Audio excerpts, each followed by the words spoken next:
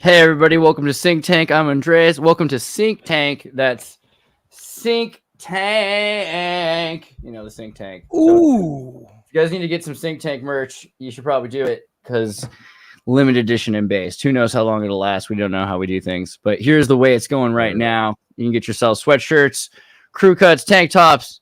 There's the summer gear for earlier. There's like every direction to go. There's going to be a sale over the weekend. You can get coffee mugs. Every color. You know what? Get your girlfriend a Sync Tank t-shirt. Get yourself a pink Sync Tank t-shirt. Actually, David, you would rock that. There's probably like a champagne in here as well. There's things that can be done. So hey, guys, welcome to Sync Tank. How are you all doing? How you doing? Doing well. With us this week, we have homunculologist.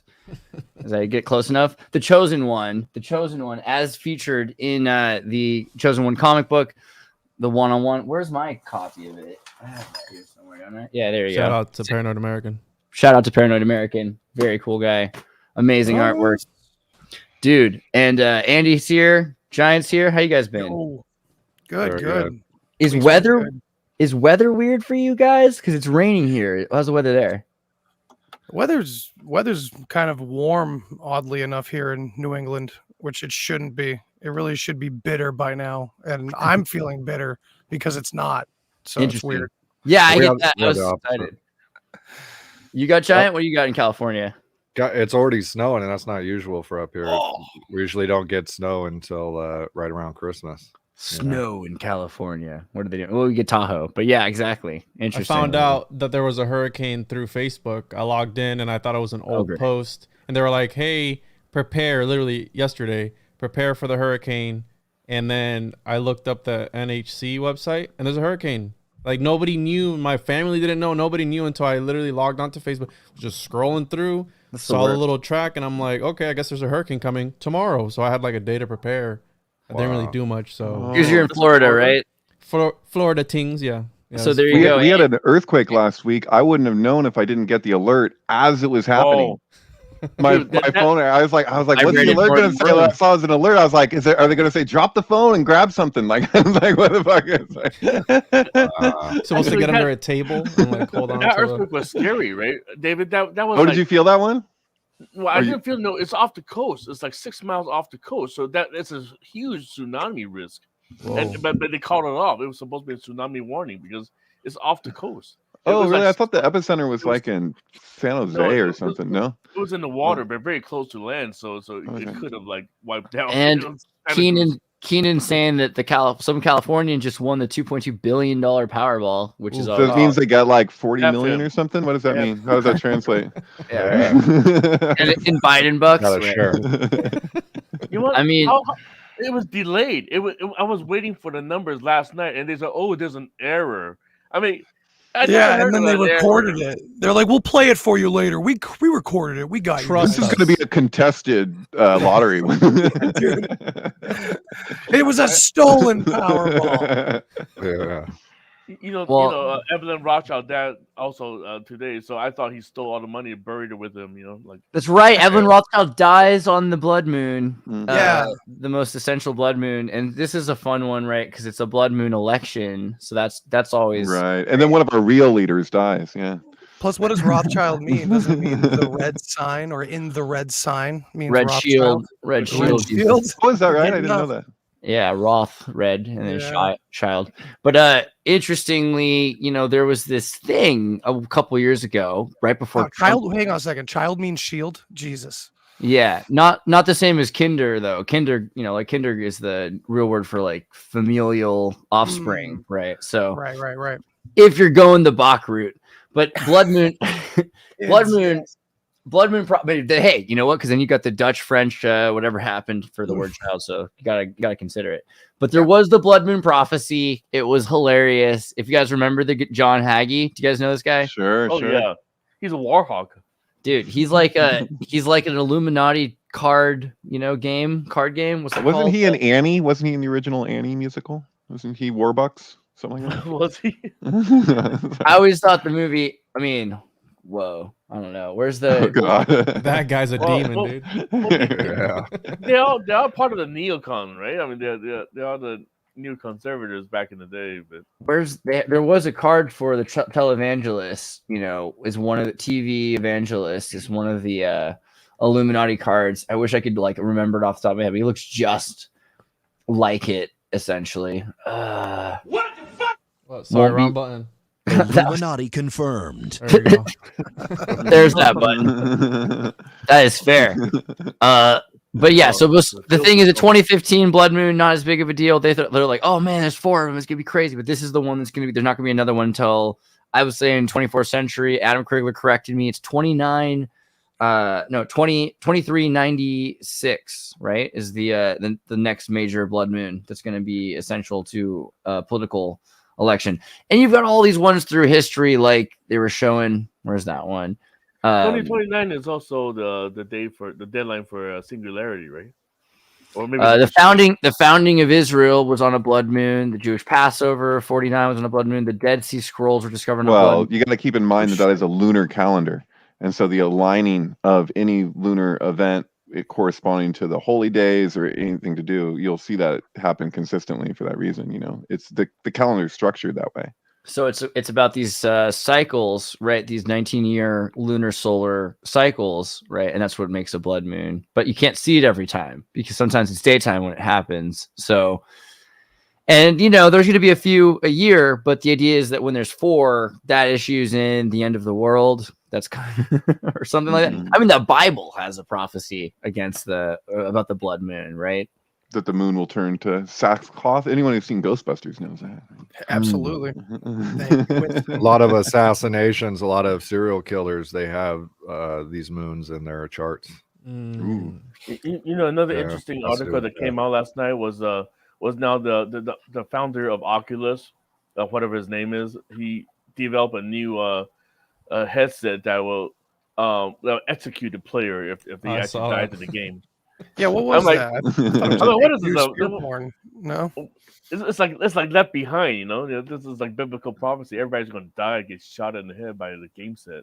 How is that even Saw stuff? I think he was kidding though. So I've met. No, I don't think so. I've met and talked to Palmer, and he's actually a pretty interesting guy, and he kind of had to get ousted from Oculus, and Oculus wasn't even that impressive. And by the way, since we bring this up, where is my thing on this? My buddy Jeremy, who's been working with Engage. So I recommend highly checking out Engage because you can take your phone and put it in a thing and wear it on your face, you can have it cardboard, man, $5. Yeah, it's not hard to do. And they have open source the Stanford Project Engage, which was the VR platform for teachers to do their classes and everything. So there's an open source metaverse that's, as always, the military industrial academic complex has produced the essentials for it, and programmers will punch it into meta for you eventually. But it's there. Did you say you met that guy? Palmer, yeah, Palmer Lucky. He didn't feel like a young Jack Kevorkian to you? No, I mean, he did want to work for drones, and he was on the other side of the he wasn't into the Obama complex either. At the time, I have to remember, I didn't want to do the DARPA grant for Obama working on the supercapacitors for drones because it was the drone season for Obama, right? And I think he felt pretty similarly. I don't want to speak out for him, but during the next administration or the previous administration to this one, let's say, he was a bit more enthusiastic about working with the government and stepped away from Meta into directly work with Maven, I think was the name of the project he was working on, which is VR headsets involved because you have military people using it. But I think the thing was he was talking a bit about it's a reference to a book. It's a Philip K. Dick reference. Oh, yeah. And so I think that he was kind of talking about the future that we're headed into, and he's taken out of context maybe to an extent. I don't think he's really trying to build something that people will die in the suits for, but he's saying that is possible, and that exists essentially. I think. Yeah, we've opened Pandora's box. I mean, it's it's a more typical idea of slippery slope, right? I mean, it's just how it goes, no matter what. Slippery slope. Hindsight's 2020. Yeah. I mean, November 15 officially we enter 8 billion people on this planet. So yeah, we're almost there. time to get going. Yeah, I mean, and then so like with the election though, in terms of some weird stuff, you saw Elon Musk's post, right? So this kind of came up because like everyone was faking Kathy Lee Griffin was faking being Elon Musk and sending people to like vote for Mao or whatever, and then finally they said, hey, you know what?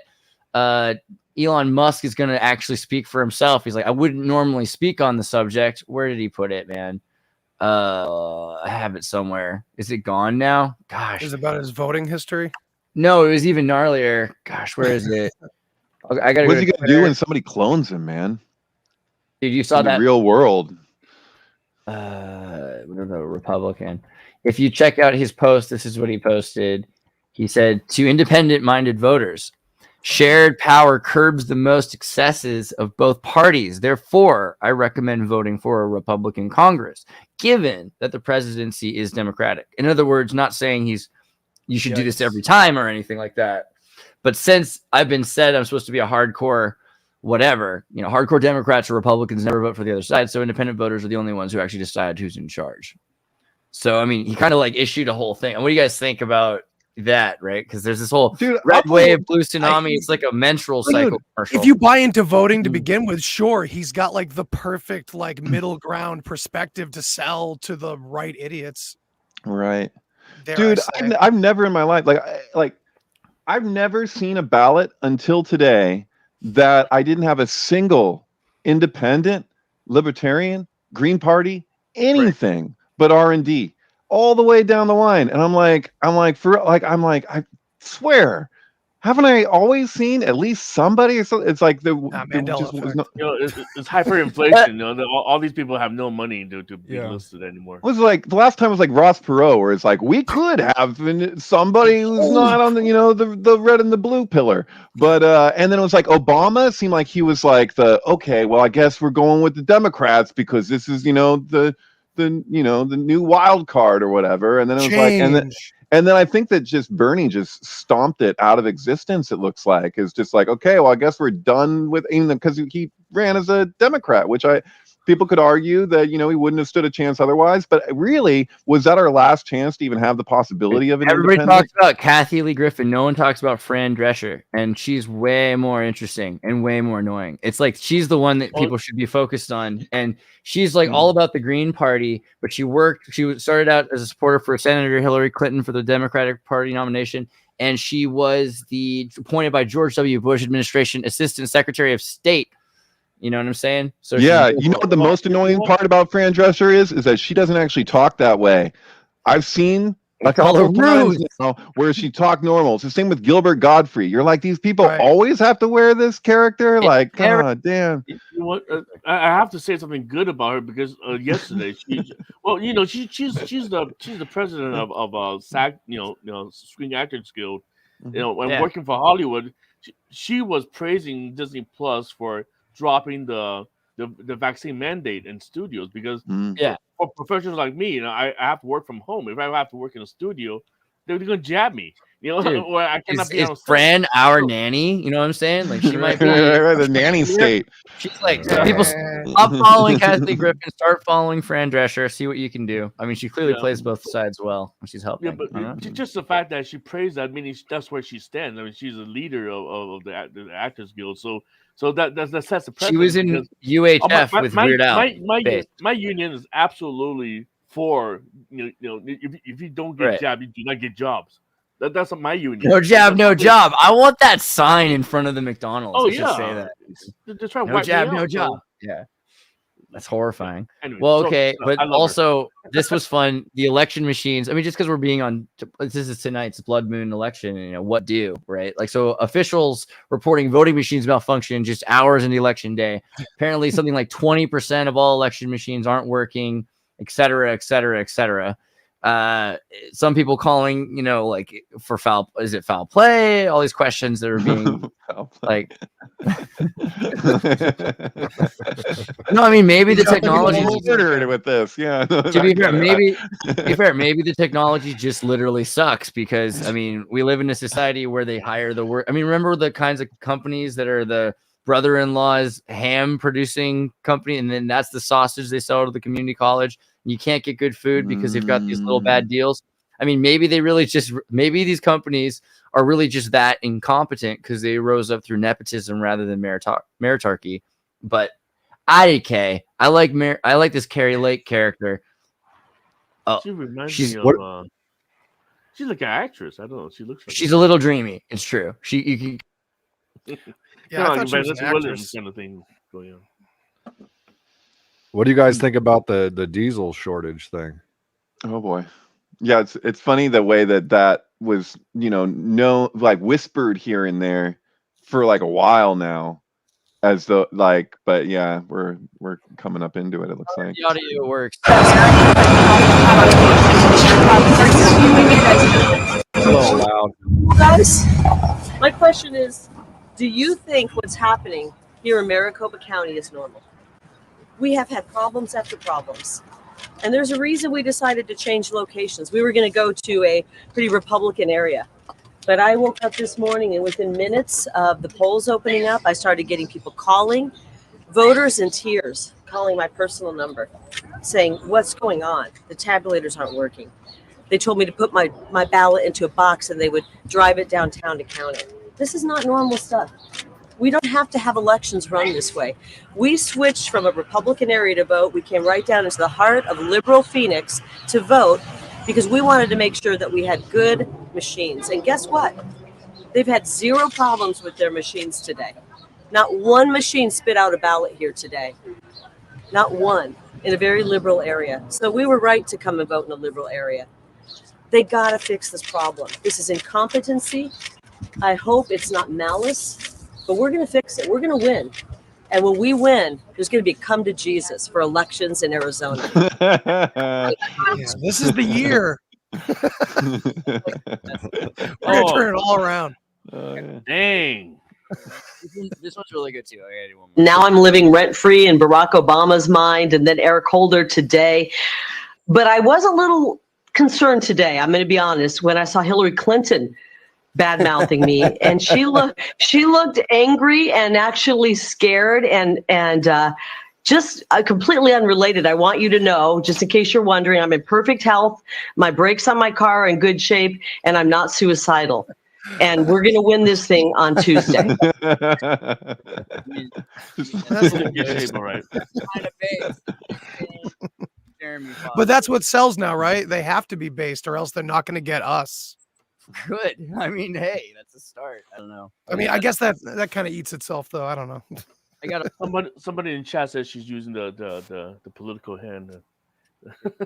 I don't know what that means. Thumb thing. Well, it's a thumb thing because if you do the big thumb, you're like way in, and if you're like down, you're no. But if you do this is like a strong. Bill Clinton did that a lot. Yeah, man. Yeah. You guys remember the thumb? Yeah, it's a little Tom thumb thing. It's like I got your nose. It's kind of terrible. I like did mini lion paw right here. You know. Jesus. Yeah, I mean. So the thing is with the blood moon elections, well, that that's the thumb in palmistry, just to be clear. In what? Go ahead, tell us about palmistry. Right. Like the thumb. Am I wrong? Am I wrong? No, that's right. The thumb is the moon. Okay, never mind. Sorry, it's just it's the moon and the blood moon. I had to say something. Okay. That's not bad. Come on, the thumb is the blood moon. How is the thumb? Is that perfect. Like what is palmistry all about? It's like the reading each of the fingers would correspond to a different planet. So if you do a peace sign, it's Jupiter and Saturn, right?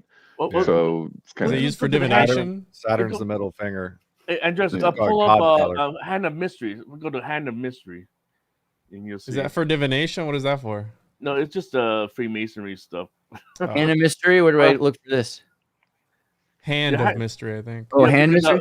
Manny P. Hall mentioned many times. Hand of the Mystery. My bad. Going with the fish. There you go. There we are. All right, there we are, boys. So what is the deal here? Yeah, so you see the moon above the crown on his thumb, and then you got Selenia. That's crazy. So okay, you got this blood moon, you got a moon above a moon, right, with the star. So kind of this idea. What is the thumb? It's opposable. So it's the thing that spins. The thumb's opposable, so it has this. It's extension. You add a wand in between. You pinch it with the thumb, and it's an extension of your thumb. The wand. That's why a wizard has that wand. And it's willpower, right? So the moon, you're emotionally charged by the moon to create your direction that you want something to be or whatever. You make your decisions on that, and so that's your willpower. That's why you stick it out when you need a ride, you know. That's funny. Hitchhiker's Guide to the Galaxy. Yeah. I was just reading Nietzsche's Will to Power. So you wouldn't be if a wizard didn't have a thumb, could he hold it like this and then cast spells, or no? Because it's an extension of. How does that work? Yeah, remember Willow, where he tells him it's the thumb that's the most powerful, right? Well, Willow? in that case, you have a ghost thumb, just like you have a ghost limb. If you miss a limb, like if you massage somebody with a ghost limb, you're still supposed to massage it. No, it's not there. No, they say that the those extension murders, of your thumb, depending on how your thumb looks, makes it so that you're a good wizard or not. So if you don't have a good thumb, then you're not going to be a good wizard. If you don't have a green thumb, you can't garden for shit. But yeah, there you go. Putting your willpower into the plants, right? Man, so the key is the thumb, and throughout time, there's been these blood moons that seem to be associated with major steps. You think you're saying to be fair because it's a lunar calendar, or it seems to me like it's still there's something to be said for the particular days and how they translate. There's something to it. It's just sometimes people will treat it like, wow, what a crazy coincidence, and it's like, well, you're gonna have lunar events corresponding to the holy days because that's the structure of the calendar. It's based on the moon. I mean, it's Vedic in a sense. Why'd they put a 10-foot wall around the Federal Reserve? Do you guys see that? I mean, it's kind of the timing is kind of. No, I haven't seen that. It's kind of weird. Put up a 10-foot wall around the Federal Reserve. Fact check: U.S. Fed is building a protective wall amidst fears. Ability to stave off recession appears to be waning as a host of internal and external exchanges continue to weigh on the U.S. economy. Economists are now concerned that the increased interest rates, the Fed's main mechanism to fight inflation, could cause even greater economic pain by stifling growth with increased cost of borrowing. Amid the soaring economic backdrop, photos of large surrounding wall erected around its Federal Reserve building in D.C. spread on social media this week. Well, but that's just kind of one of those. An army, or that's just one of those, mosh pit kind of things. Stop rioters. Is that what they're doing? Or are they going to actually build like a full on? I thought there was pictures of it around it. The video that I saw had a wall around the front of it. It was a white. You weren't looking at old photos of the White House. No, dude. No, I'm sorry. Yeah, no, I know. It had something to do with it because I was looking at like financial news, and there you go, that one. They were talking about is there a crash coming? Because obviously things happen, and that had been pulled up. So I found it weird again. The timing. Wow. Yeah, maybe connected to the diesel shortage because that'll cause a crash real quick. See, Biden builds walls, just not like too far from home. Like, what's the point if he can't see the wall himself? And somebody in the chat said around the Capitol building too. They need a flying pig with that wall too. They need like a laser show, and I don't know. That's what's gonna happen. It's gonna make it all right. I don't know. Photos, maybe Capitol wall building. Not sure. I mean, they got these things going on. Maybe. I'm not sure if that counts. But it's weird timing as well. It's true. Oh yeah, totally. Yeah. I'm just waiting for the energy walls, like the energy grid walls, that they're just gonna eventually just be like, yeah, fuck it, yeah, we have all this, so you can't use it. One of the things that's weird is like that there's all these groups of Wiccans and occultists and stuff that are into like peaceful little baking rituals and things like that all have to do with the blood moon. And then there's also like major Order of Nine kind of things, 9 angles groups. But then the blood moon spiritual meaning is about self-care, right? During the eclipse, this is the point. Last month's solar eclipse is in Scorpio. We just got out of Beaver Moon, I guess, which I don't know if that's a Canadian sync, but what that's about. But Beaver blood, what's going on? Damn. Yeah, and then the idea that there's a fixed Earth sign of Taurus, so that it's like towards your goals or something like that. I don't know. Seems kind of interesting to me. I can see. I mean, if they're putting it in Elite Daily, I can only imagine there's a more refined version of this for the military that's trying to figure out. Is there any like music group that's more archetypal than Pink Floyd? Can I just say? Because like this whole conversation, it's like we're talking about. Well, I guess we're not specifically talking about the dark side of the moon, but it's just red, bro. I hear you. Yeah. I found it interesting that today, 2 weeks ago, Dungeons and Dragons came up with a lunar sorcery class. Like the sorcerer class, lunar sorcery, that's based off the phases of the moon, which I found interesting too, because it was about a week ago, 2 weeks ago that it came out. And I think Wizards of the Coast, I think they put these things out as a form of fiction when it's far out, some dude. truth to it. I did find this while I was looking. I was like, oh yeah, they do have blood moon ritual, like just all over D&D. All the descriptions. Did you guys get around to watching freaking Tom Hanks's first movie, Mazes and Monsters? Oh my god, that's a scary movie. So that movie is about like the big Christian scare, everyone being, it's supposed to be like comical, but it's not at the same time. It's like some weird, like made like after school special about the dangers of D&D. So he like goes crazy with D&D, and he takes it that the two towers, are in New York. They're the two, like he takes it every literalism thing. Like he goes on this whole trip, and he like it culminates with Tom Hanks trying to kill himself at the two on the top of one of the two towers. Like he's gonna jump off. And so like his friends show up, and it's this whole thing, but it's like it's weird because like there's that other movie, I forget what it's called, like more recent, Loud, Close, Personal. What is it? It's like he played a firefighter who died on 9/11 at the two towers. It's like, I don't know, man. Too much. It's pretty crazy. I like that How did movie. he get this role in the first place? You know, You've seen this? It was Yeah, Bosom Buddy, sure. right? I mean, this was before or after Bosom Buddies? This is his first movie. Yeah. This is after The Man with One Red Shoe. After Bosom Buddies, I'm pretty sure. Yeah. Seriously? Isn't it because the show was Bosom Buddies? I forgot what Bosom Buddies was. Okay. Yeah. He was on a show before. Yeah. Bosom This is his Buddies movie. Yeah. Bosom Buddies is 1980 to 1982. So 2 years, and then he does this Dungeons and Dragons movie. And then also, to be fair, Tom Hanks' Taxi, he's in the third season. Maybe it's 1978. He plays Gordon a couple times there, right? You know, he touches the lava lamp and burns his hand.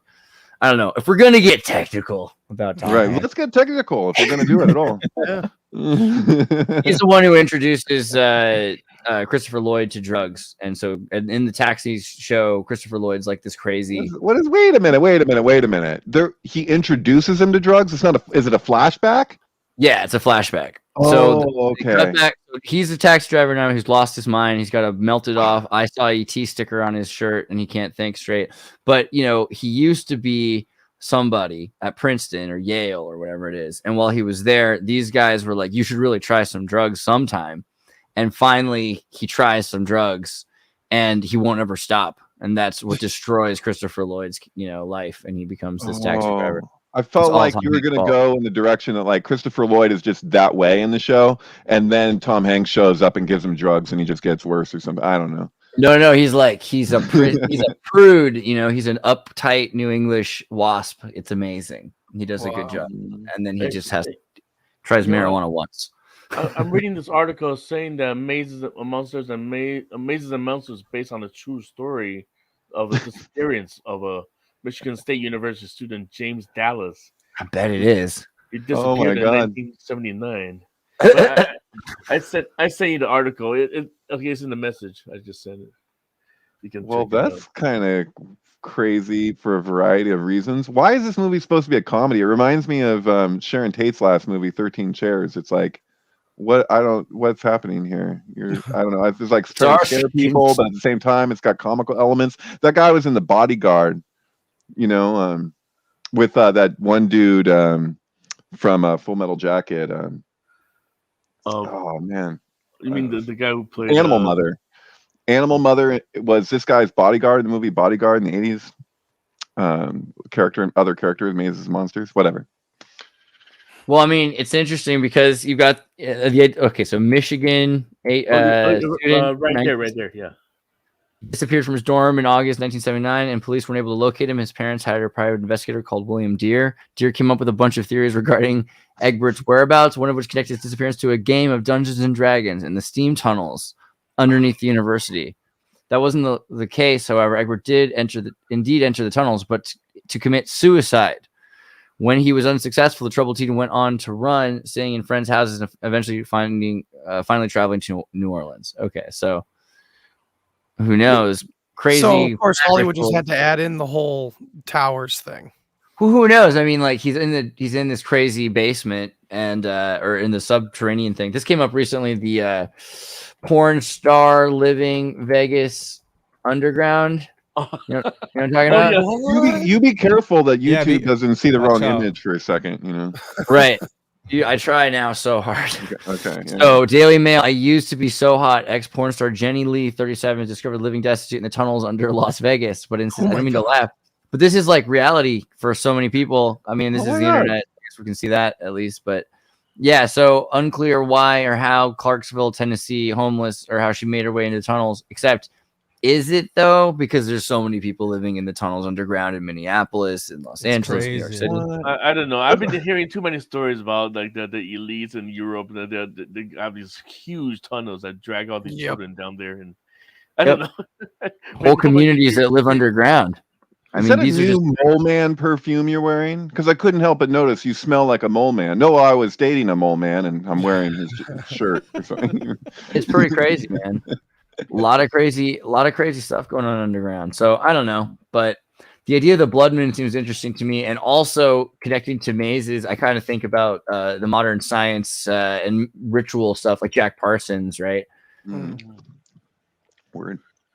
Well, I'm trying to finish. I'm trying to finish the Westworld. I couldn't go on any further past the second season, but the maze, it's the same concept. It's just like people trying to, head towards the center of the maze, because you try to defend your sovereignty. What I forgot. There was a huge speech that was made in this show, but I think it's weird that more people don't point out that Stanley Kubrick's first production company that he started was called Minotaur. Considering like when you're looking at like the maze and the shine, how the whole movie is kind of a maze, and then the mythology behind the maze is Daedalus, right? He creates it to entrap the Minotaur. So the maze is symbolic of a lot of things. It could be symbolic of the whole trapping the man's bestial nature within it. Obviously, he made the wings for Icarus, and you have that whole story. But Daedalus was making is it robots. Daedalus instead of Daedalus? Is that Daedalus? I like Daedalus. Daedalus. Potato. I like Daedalus though. That's kind of cool. I never heard that. Daedalus. There's a wallet. It's like Tecate, but yeah. So there's remember that one time that like Bill and Ted were the only people to say Socrates correctly. Socrates. He was like, bros, Totally. Socrates. With nothing but dust in the winds, dude. Yeah, right.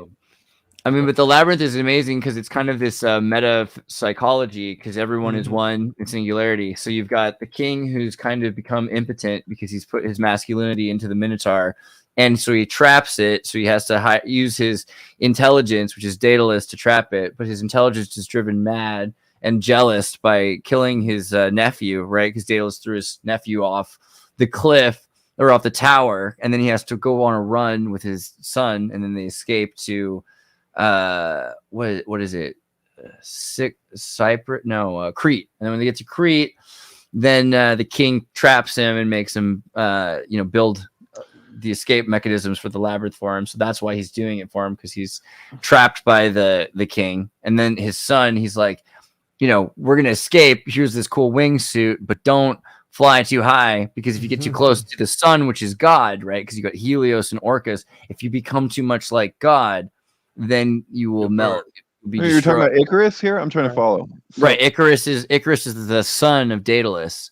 Daedalus is the creator of the maze. The maze is for the Minotaur. The Minotaur is the son of the king. It's all like this crazy. Okay, so let me see if I got this correct. So Odysseus in the Odyssey, he gets away from the Minotaur by saying, like, what is it? No, it's Nemo. It's no man in Greek. It's like the no man is here, and it's like a play on words. He takes it that him saying that. What do you know what I'm talking about? The Nemo thing, and as it relates to the Minotaur. The Nemo thing. Let me see, Nemo. I know it relates to Crowley, but not Nemo. In cartoons. No, but Nemo is like Greek for no man. Am I tripping? Nemoj is Croatian for don't touch. There's also Wait, but isn't that? Do you know in the Odyssey when he gets away from him, he's like no man is in here, and the Minotaur is like, wow, what the fuck, man? I There's a don't whole thing recall. about that. Anybody in the chat who knows what David's talking about? Are you talking about Mino? Like the first part of the Minotaur? Oh no, I'm talking about the Cyclops. Somebody's like, that's a Cyclops, not the Minotaur. Oh, right, Thank you. I'm being dumb right now. Yeah, you're right. Yeah, thank you. But that's the thing with so I got confused. That's not in the Odyssey. I mean, this part is in the Odyssey, but the Minotaur, that I'm tripping. Okay, yeah, because that's why it's Hal, because it's the 2001: A Space Odyssey. So Hal is the Cyclops, and the whole thing of like that, not seeing their like he saw their lips move or whatever. It feels somehow related. I can't remember. This is like an old rabbit hole. I haven't thought about this in years, so excuse me if I'm getting things wrong. Odyssey's told to be from the 8th century, but I have a lot of qualms with that. I have the feeling that the Odyssey is written probably within the last 1,000 years. Yeah, I am a little high. I smoked a joint. You got me guilty. You know, I want to get back to. I want to get back to the maize, because if you look at the maize, you know, it's the same as the corn, right? The maize, right? In Spanish, maize, corn, and in the ear of corn, right? In the ear of corn, and you look at the ear itself, is structured like a maize. But if you go into the ear, inside the ear, there's the labyrinth. You know, the mid ear structure. And this connects to Pan's labyrinth. Yeah. So I don't know. There's a lot of synchronicity going on between the ear and maize and yeah. There's a horn association always, right? Because they're horned,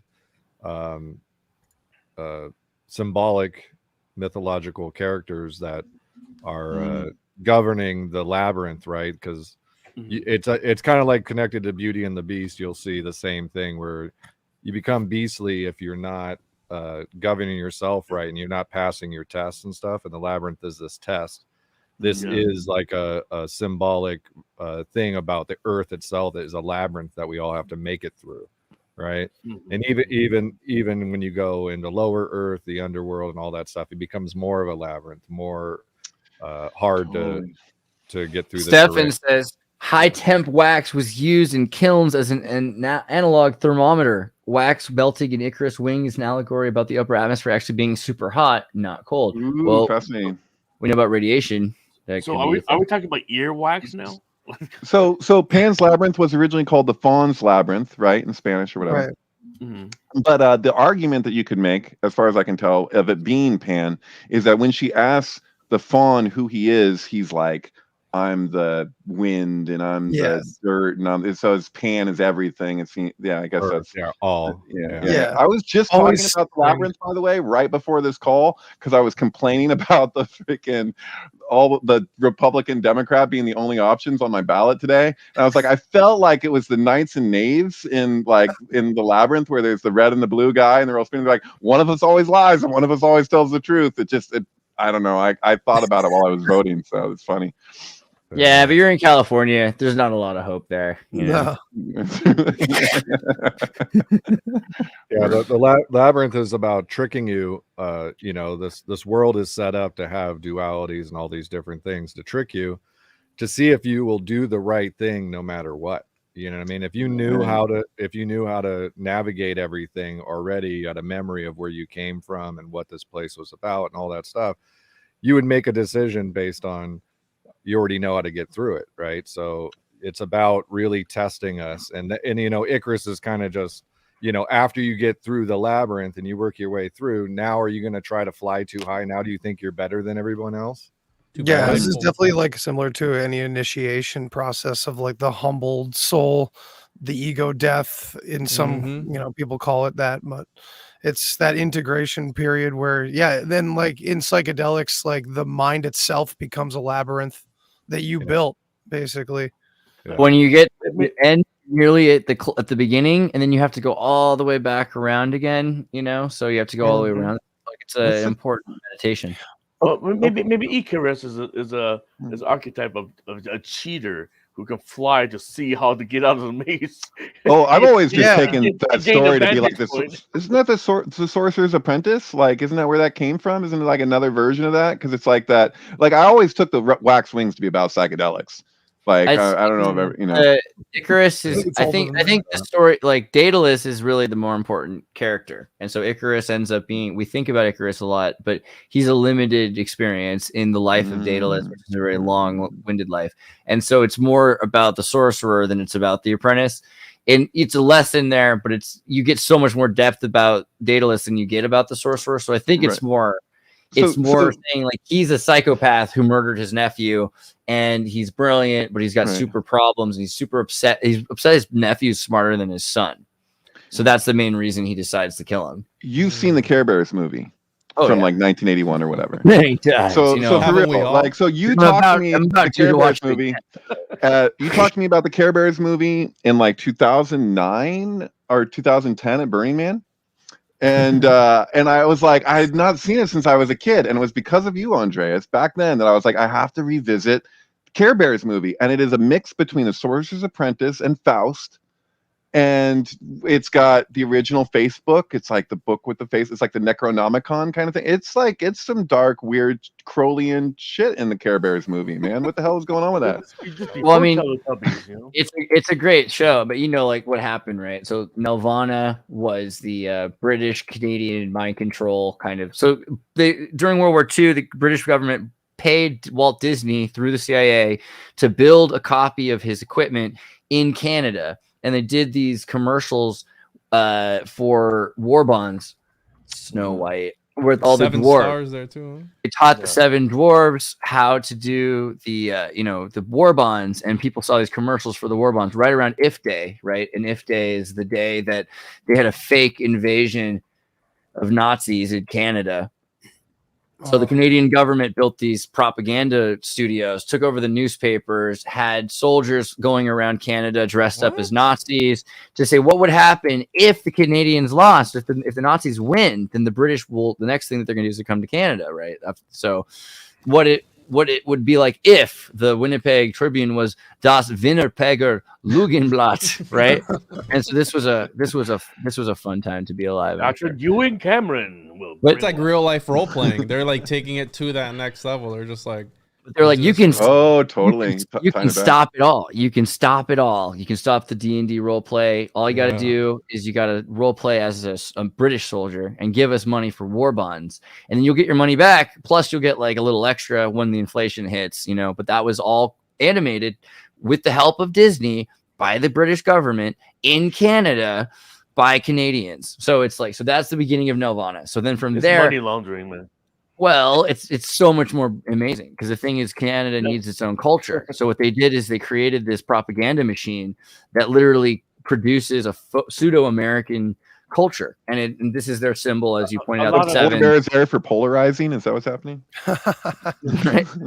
And the 7 and 6 pointed stars. 7 and 6 pointed stars. There's some major and minor too, where I know Mario Garza talks about it being a portal of some sorts too, because that's where you get the swastika from the dipper in the sky turning around.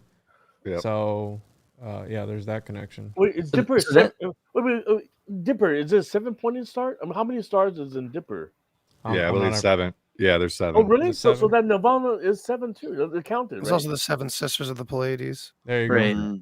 Hey, go back to the Nirvana's logo again. Yeah, there's 7 on there, right? Yeah, there's 7. That's why I brought it up, because you got the bear there, which is associated with that sign. So, but they've changed the logo. So eventually, what ended up happening is then they went to this when they were doing a lot of American stuff in the 90s. They switched to this logo with pentagrams. It's still the 7 or 1, 2, 3, 4, 5, 6, 7, but they're pentagrams instead of hexagrams. And now I think this is the current logo.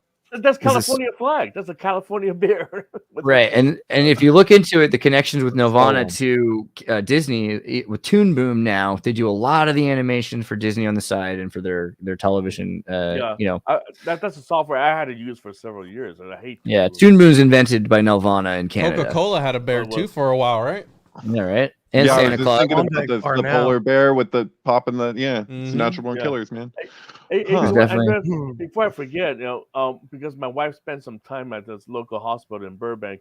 It's called St. Joseph, and actually that's where Walt Disney died. He died in St. Joseph's Hospital, and my wife saw some ghost haunting in there. But in that hospital had the maze. I've been there, yeah.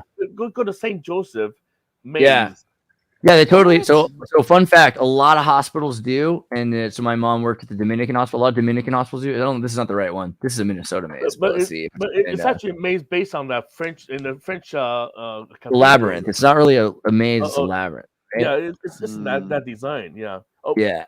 They have these almost all over the place. I just wish I could find. Why didn't you go to St. Joseph Burbank Labyrinth? Yeah.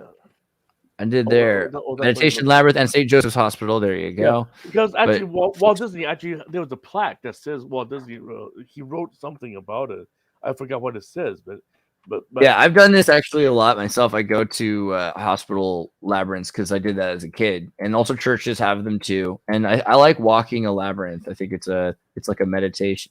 It's like a druidic meditative thing. You go in and out, and you go all the way around. You get right back to the beginning, and once you're here, you have to go all the way back out again and do all this other stuff before you get so easy to get lost, though. No, it's not. It's just one path. No, this is I'm the joking. Right. It's not the same as a labyrinth, right? Yeah. Well, somebody pointed out in the chat, cathedrals also have labyrinths. That's also an important thing to bring up. They have labyrinths in certain. Yeah, which is really interesting too. Lab. It makes me think of this horror movie. I forget the name of it, where this dude dresses up as a minotaur and then sets the people out in the labyrinth, and they essentially have to escape and run for their lives while this guy with with a machete or something chases them with a minotaur head on. I forgot the name of the movie, but sounds super familiar. Yeah, or show. I think it was a show or something. I seen it recently. Like Squid Games, but less Korean. Yeah, it sounds like a lot of shows though. But I like labyrinths. I like the idea of that's the best one. That's like a Masonic labyrinth with the grids and stuff like that. I don't know. Illuminati confirmed. Right. But so okay, Nelvana makes Devil and Daniel Mouse, and it's this show about a mouse and his girlfriend who sell their souls to the devil in order to be rock stars, and then after that they go full Monty, right? And the kid doesn't make it, the girl does, right? Because the souls, they don't even care about his folk pop; they want her to do disco. But after this, Nelvana made a thing called Rock and Rule.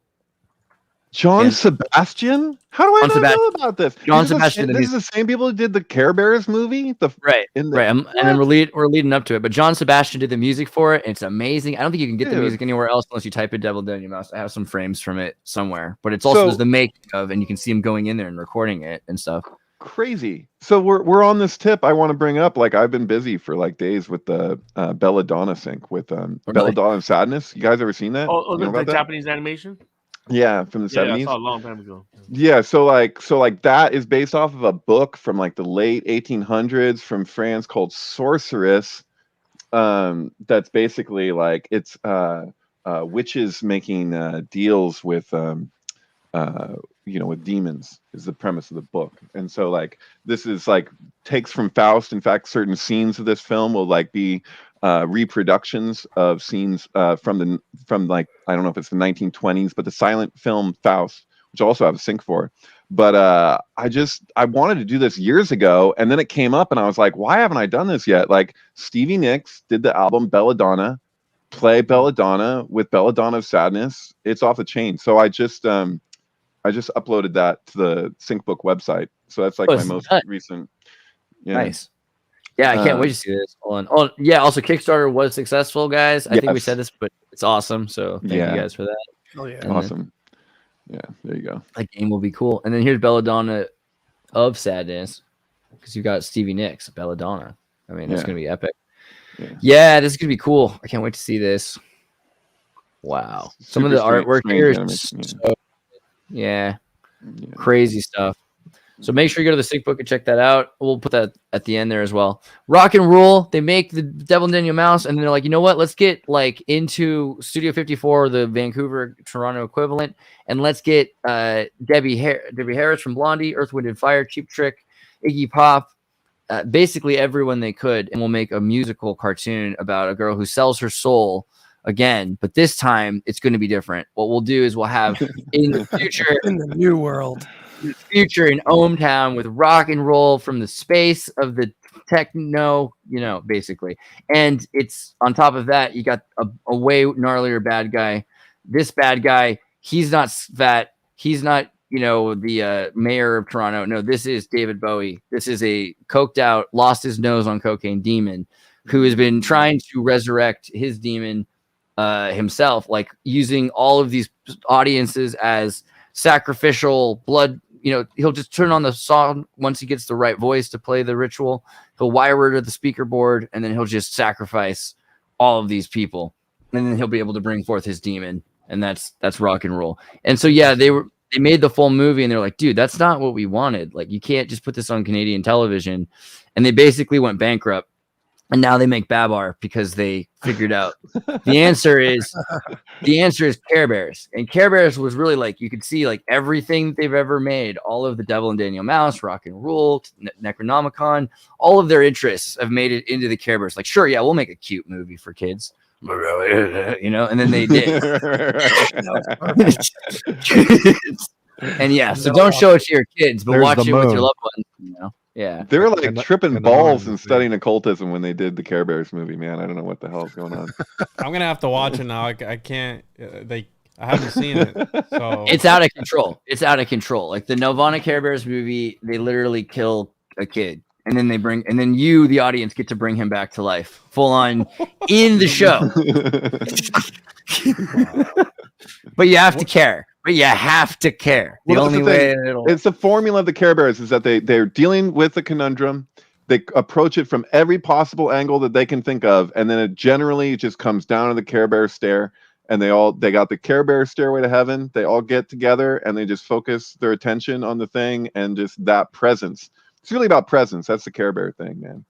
Where do the Teletubbies stand? Because I tried showing the Teletubbies to my 5-month-old the other day, and he wasn't really into it. But you put Coco Melon on, and they're just so into that. But I think isn't it like a pharmaceutical thing? Like I don't know that this drug or whatever it is that this is speaking like inspired this. I'm not familiar with that drug personally. Prozac? Andreas, you might, but I never touched this stuff. I heard rumors about Prozac, but I thought that this was like actually to do with the occult, right? Because the Unarius occult and sun worship, and you've got all the planets, and but these are the primordial planets, right? So you have Saturn and Uranus and Jupiter and Mercury. I don't remember the exact story, but I've heard some dark stuff. I do remember some weird pictures like that they were putting out of them that were hyper occult, show how they worship the sun and everything. The one that freaked me out more than Teletubbies was Boobas. Have you ever seen Boobas?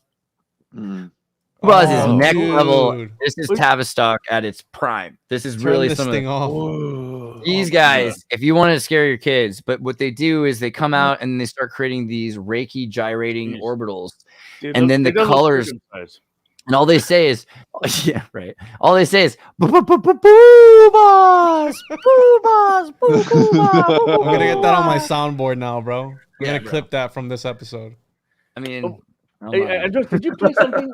Did you play something last episode? I don't know. I'm having flashback right now regarding the purple Teletubby. Something about the actor was having some severe, like mental illness because, I don't know. He had some. Whichever actor was inside the suit of the purple. Oh, there he was. Did he die or something? I forgot what happened to him. What? Death of Something Simon really Barnes? bad happened to him. Oh, that's right. We did talk about it. I forgot this. Tinky Winky tragedy. Teletubbies. God, really? They have to say it like that. Actors died drunk and homeless then. Oh, another one of these underground. Dad of 3, Simon Barnes, 53, was killed by hypothermia at Liverpool's famous Pier Head inquest heard.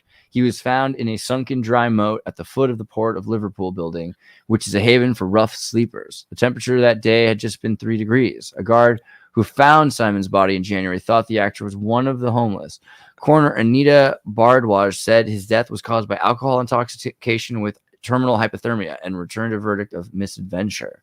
Oh, maybe we shouldn't be laughing. That was kind of messed up. I stuck to that Tinky Winky there. Why did they have to put? They shouldn't have put that there.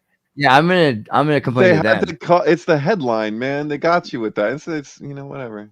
Yeah, that's horrible. Yeah, and again, who knows what really happened? Like, was he just drunk, or do they misadventure? Anytime I hear misadventure from Liverpool, it sounds a bit like Scotland Yard's covering something up. I'm not saying that's what they're doing, America or the world. Right. Hey, you know what, guys?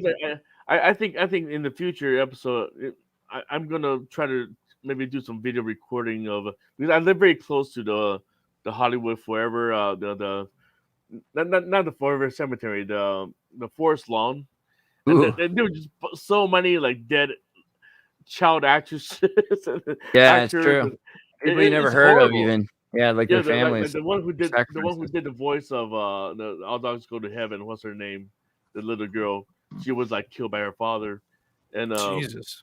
I visited that one because my wife is a fan of the cartoon. So we actually stopped by her tomb. And she's buried next to her mother. And because the mother and the daughter both got killed by the dad. And so the whole place is just riddled with these crazy stories. But I thought maybe I'd do a little cemetery walk. Yeah, there's some crazy stuff find there. The plot of every actor. Were you into subliminal synchrosphere, Eddie, or anybody? You guys know about subliminal synchrosphere? Horse lover. He had the Philip K. Dick name. He was from Dublin, I think. But he has, I don't know if you can still find it online if you look up subliminal synchrosphere. But that guy had like one of the most extensive blogs in synchronicity media shit that I think probably deeper than just about any of our Horse lovers fat subliminal synchrosphere re-upped for eternity. Okay. I don't know what's happening with his site now or whatever, but this guy, like, you want to talk about like any questionable like ritual suggestive like deaths in Hollywood and stuff, this guy like covers it all. It's nuts, man. It goes on and on and on and on and on. And like, I like there's things in here that are like indispensable if you're into this kind of stuff, but like I don't know about like his ultimate extrapolation, like conclusions, like he's gone really deep with it, but it's just like it's very like the line between synchronicity and conspiracy, like it's like he leans way in the conspiracy direction, but things conspire and people conspire. I don't always know like to what, like, because you're like he'll be like, oh, like you'll look at somebody's name and he'll be like Cronenberg, let's break apart his name, you see what this guy's really about. It's like, dude, he was, I don't know, you get what I'm saying, I guess. But everyone is fake and everyone is an actor, like that whole right. It gets really is actually kind of like interesting because I'm sure that goes on some level, but then we magnify it big time, Yeah, like look right there, he's like showing like this shit, like people should know, like the Hellraiser thing that was right above there that you're looking at, like, we were just talking about that. The two Hellraisers were Hellraiser 1 and 3 were both released on 9/11, and then like Hellraiser 3 like takes place in New York and has like like the two towers in the backdrop. Like it's weird stuff, man. But yeah, he's all over the place. Weird stuff's happening. I mean, so I just saw this like just tonight in Arizona, in the zone of like troubled voting election machines, just lands the Lockheed C-130 Hercules, as disclosed by NASA planes on Twitter. So, I mean, I wonder also about this kind of thing. Do you think that the military and beyond pop culture, because we're always thinking, yeah, okay, I get it, astrologers and actors, that makes sense. But these guys are all seeming to do crazy things on blood moons. Like, what's the deal with that? What's the deal with military and, Well, who's in charge? Probably go haywire, like you're flying right into some kind of vortex in a Bermuda Triangle. So I lose. I don't know. I was just reading about this plane that crashed in the Amazon, and they just found the plane. It's a 737. Amazon. Wasn't Reagan also? He would visit Manly P. Hall often. Is that right? Was that Reagan? No, maybe it's not Amazon. Let me look it up. Yeah. Reagan was a follower of occult guru Manly P. Hall's new book says Ronald Reagan, 40th president, whose 1980 election was a landmark victory, etc., devoted to the writings of a cult guru who believed that America had a secret destiny, inspired by a mysterious figure who could vanish through locked doors in closed rooms. Reagan himself told the unknown speaker tale, apparently lifted straight from Hall in speeches of his own. So that's interesting. Yeah, that's really interesting. Yeah, That's a crazy book, by the way. It's a short book, that one, The Secret Destiny of America. But I mean, I would imagine that for somebody like him, like especially the way his wife was when there was relationship with her astrologer, like all that stuff. Joan like Quigley, his wife's astrologer, right? Yeah, but it's like it's a go-to occult like encyclopedia, like The Secret Teachings of All Ages. I would imagine that anybody that's the slightest bit interested in the occult, especially at that time, that's like kind of like the first book you would. I mean, Elvis had that in his collection, you know, along with Blavatsky and stuff. The one thing about Manly P. Hall is that I don't trust his face. He looks like he looks like he's gone into some deep freaking like really messed up. I like his voice though. I resemble that remark. I don't know. Like his burrowed, That that picture right there, burrowed, like dude. Yes, that picture right there with his voice, like lecturing, is the most intense thing ever. This is my golden anniversary. Secret He's Teaching like of All happy when Ages. he's young. Ooh, nice. You got the Look how larger jealous one. thing is. Yours is bigger than mine. I see my Schwartz is pale. Wow, Eyes that? right there. Oh wow, Gorgeous. What is that? Secret Teachings of All Ages Golden Jesus. Anniversary Edition. Wow, yeah, mine's a That's a lot. huge one. Mine is like palm size. You guys calm down. Talking about your Manly P. Halls. You know. That's right, Manly Penis Hall.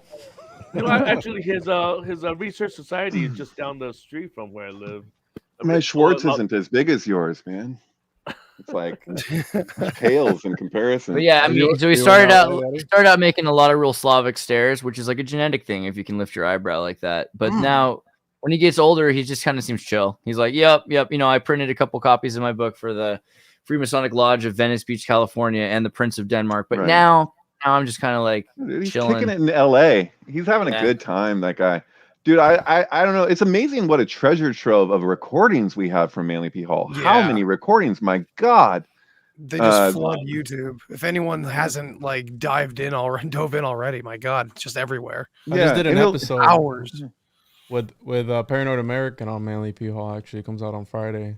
Nice. And we covered some of his journals, but the story that they're talking about there, the man that can teleport through doors, is allegedly the story of the signing of the Declaration of Independence, that there was this shadow man that apparently hyped everybody up. Everybody saw him. And then when they signed everything, because they were literally signing their death warrant by signing that piece of paper. And when everything was done, they were like, hey, who was hyping us up? And it was like, I thought it was you. Like, no, I thought it was you. I was like, can you elaborate how they were signing their death warrant? well, because if it failed, right? So the declaration, if it failed, they would have died. They were signing their death warrant essentially. If it failed, they needed to go through, and nobody wanted to sign it. And this mysterious figure comes out and it's like, hey, you know, like the whole movies. Yeah, exactly. Do it. When they come out and they're hyping him up, allegedly it was this shadow man who just appeared out of nowhere, and he was gone right after that. I think it's Kenneth Anger. Kenneth Anger. He appeared out of nowhere in the middle of the council. You know? He's like just staring at people. You know? Google that guy today. That guy looks like crap. He does look really bad, doesn't he? And his tattoo ain't looking any better either, man, across his chest. I think it should be like a required thing for people to look at tattooed old people before they get tattoos. I don't know. Maybe it shouldn't be, but it'd be kind of like a way to, you know. Well, this is him even then. I don't know. Right. No, I just remember that. Yeah. I love the story where Jimmy Page was like performing on stage, and I think he owed him money, something like that. And then, well, no, but Kenneth Anger was promised something. Jimmy Page promised him something because they're both Colliers, and then he fell short of his promise, and he just popped up in the middle of a performance right in front of Jimmy Page. He just freaked the fuck. He got so scared. Hey, can I just point something out that's been driving me nuts for years, and I've been waiting for somebody to enlighten me on it or show me something else. So like, there's so Jimmy Page had his Lucifer Rising album, right? And then Bobby Beausoleil has his Lucifer Rising album. What the hell? Is there a difference? They seem like the same goddamn score. What is happening with that? Am I like, do you hear what I'm saying? Like, they came out like years later with like the Lucifer is as Lucifer does. You know, I don't know, man. It just, they sound the same. I'm like, they saying they weren't working together. How is this not them working together? Maybe they just don't want to be associated. And they're like, if enough time goes by, I can release this and not have to deal with what I don't. It's weird as hell. I mean, like one of the most go back to the accurate. photo. Go back. One of the most accurate representations, to say really quickly about Lucifer, in granted the comic book is better, it's just that the devil spent all of his time or her time writing show tunes before. That's all, so all music that's good in pop is usually just the devil taking old like worship hymns that they did and be Isn't like, that Below the Silver Lake? Isn't that the premise expressed in there or Oh, whatever? yeah, okay. This one guy or whatever. Look at what he's holding. He's holding the steel tablets of Thoth, right? The steel of revealing, right? Yeah, Oh. that's the catalog of 666, right? That's just a screenshot from Lucifer Rising, but yeah. Yeah, so Bruh. yeah, so if you look at that, look at the catalog number in the museum is 666. But no, that's what he talked about in his Cairo workings. Yeah. That's what he was using in the Right. So you guys know the story, right? Bobby Beausoleil supposedly stole the movie and then stabbed somebody to death, and the Manson murders were basically like copycat killings because he was close with the Manson family. Bobby Beausoleil. He was in a few movies with Margie Cameron as well too. They did the whole Invocation of My Demon Brother. Was he actually in that one, or was he just in Lucifer Rising? I think he was just in Lucifer Rising, but yeah, it was all the same circle of people. Sure. And I think the whole Manson thing happened with the White Album of the Beatles that supposedly Manson heard some voice tell him that it was to kill somebody or something like that. But it was the White Album after that had come back from somewhere overseas after practicing transcendental meditation and some crazy stuff. It's like super, super.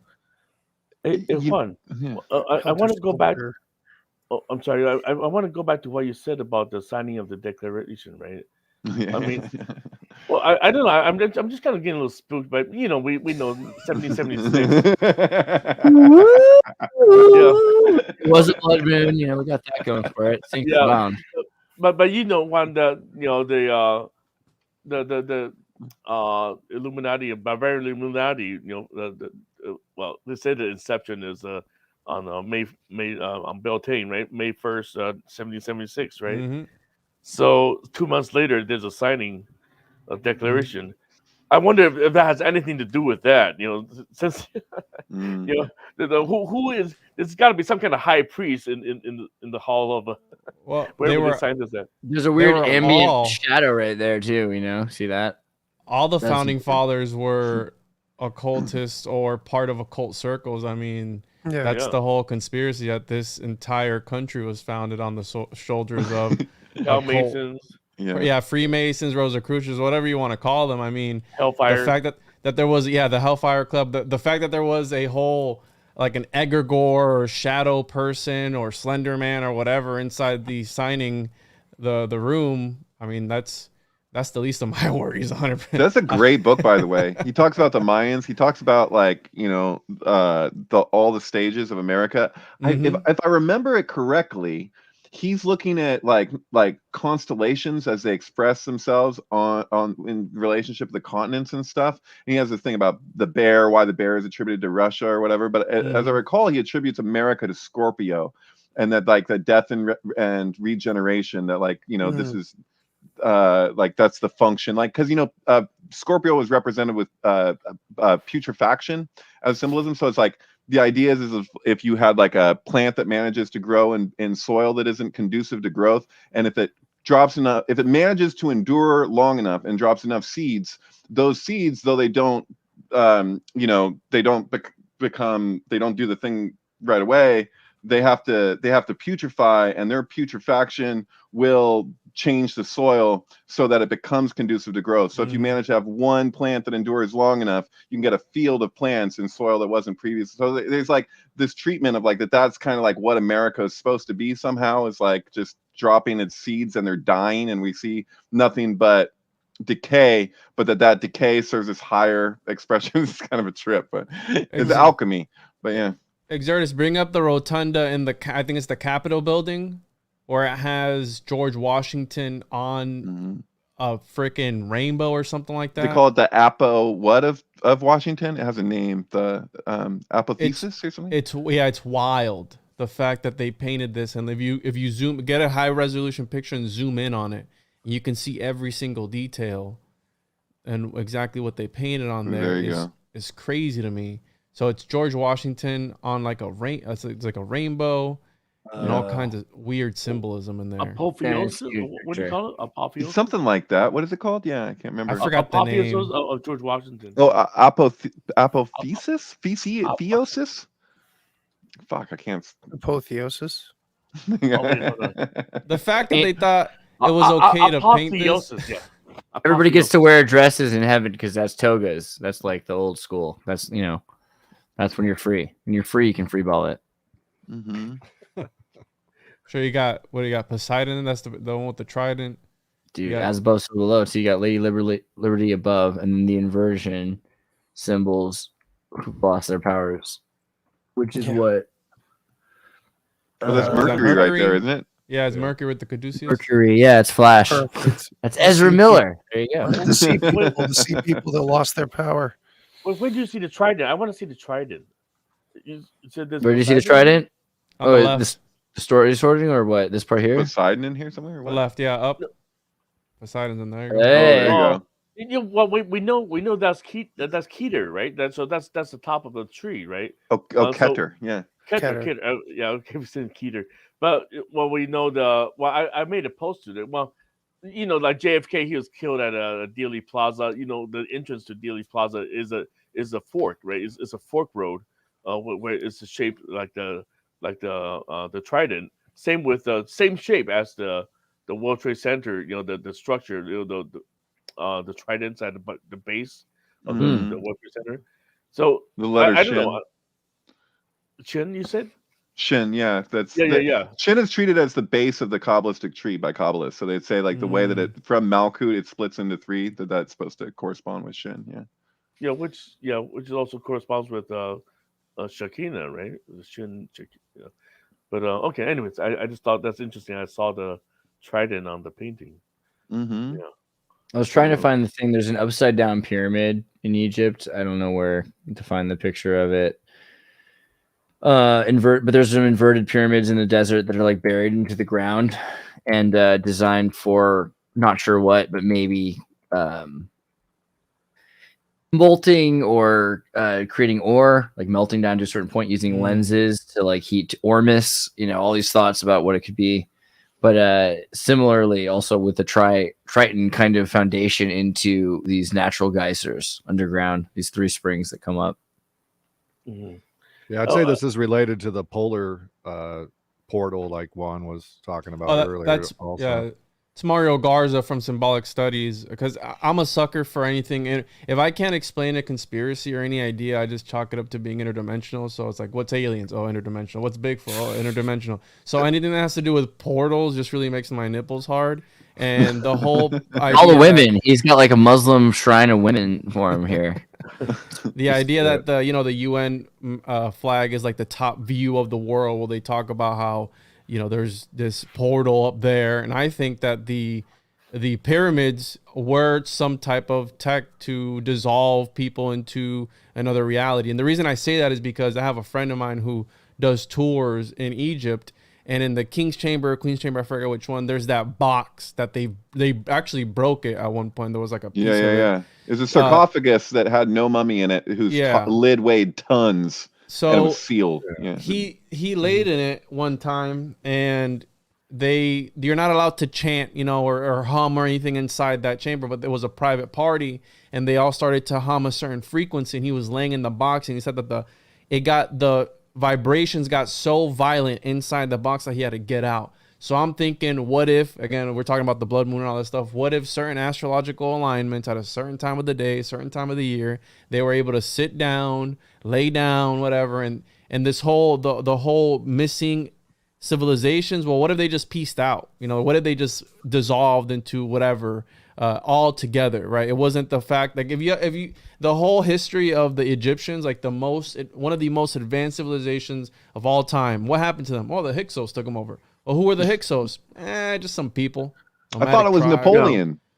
I don't even whatever it says. But if you look around the entire globe, the Mayan civilizations, you have Mohenjo-Daro, you have the 12 vial vortices around the world. I think they were able to tap into some certain type of frequency and peace out. You saw really quickly. You saw this. AMC is filling up empty movie theaters with Zoom meetings. And it sounds funny, but like here, my connection here is that they're going to turn these temples into places that have like singularity temple. So you go in, and on the other side, there's another place, and so all of a sudden, these places are connected.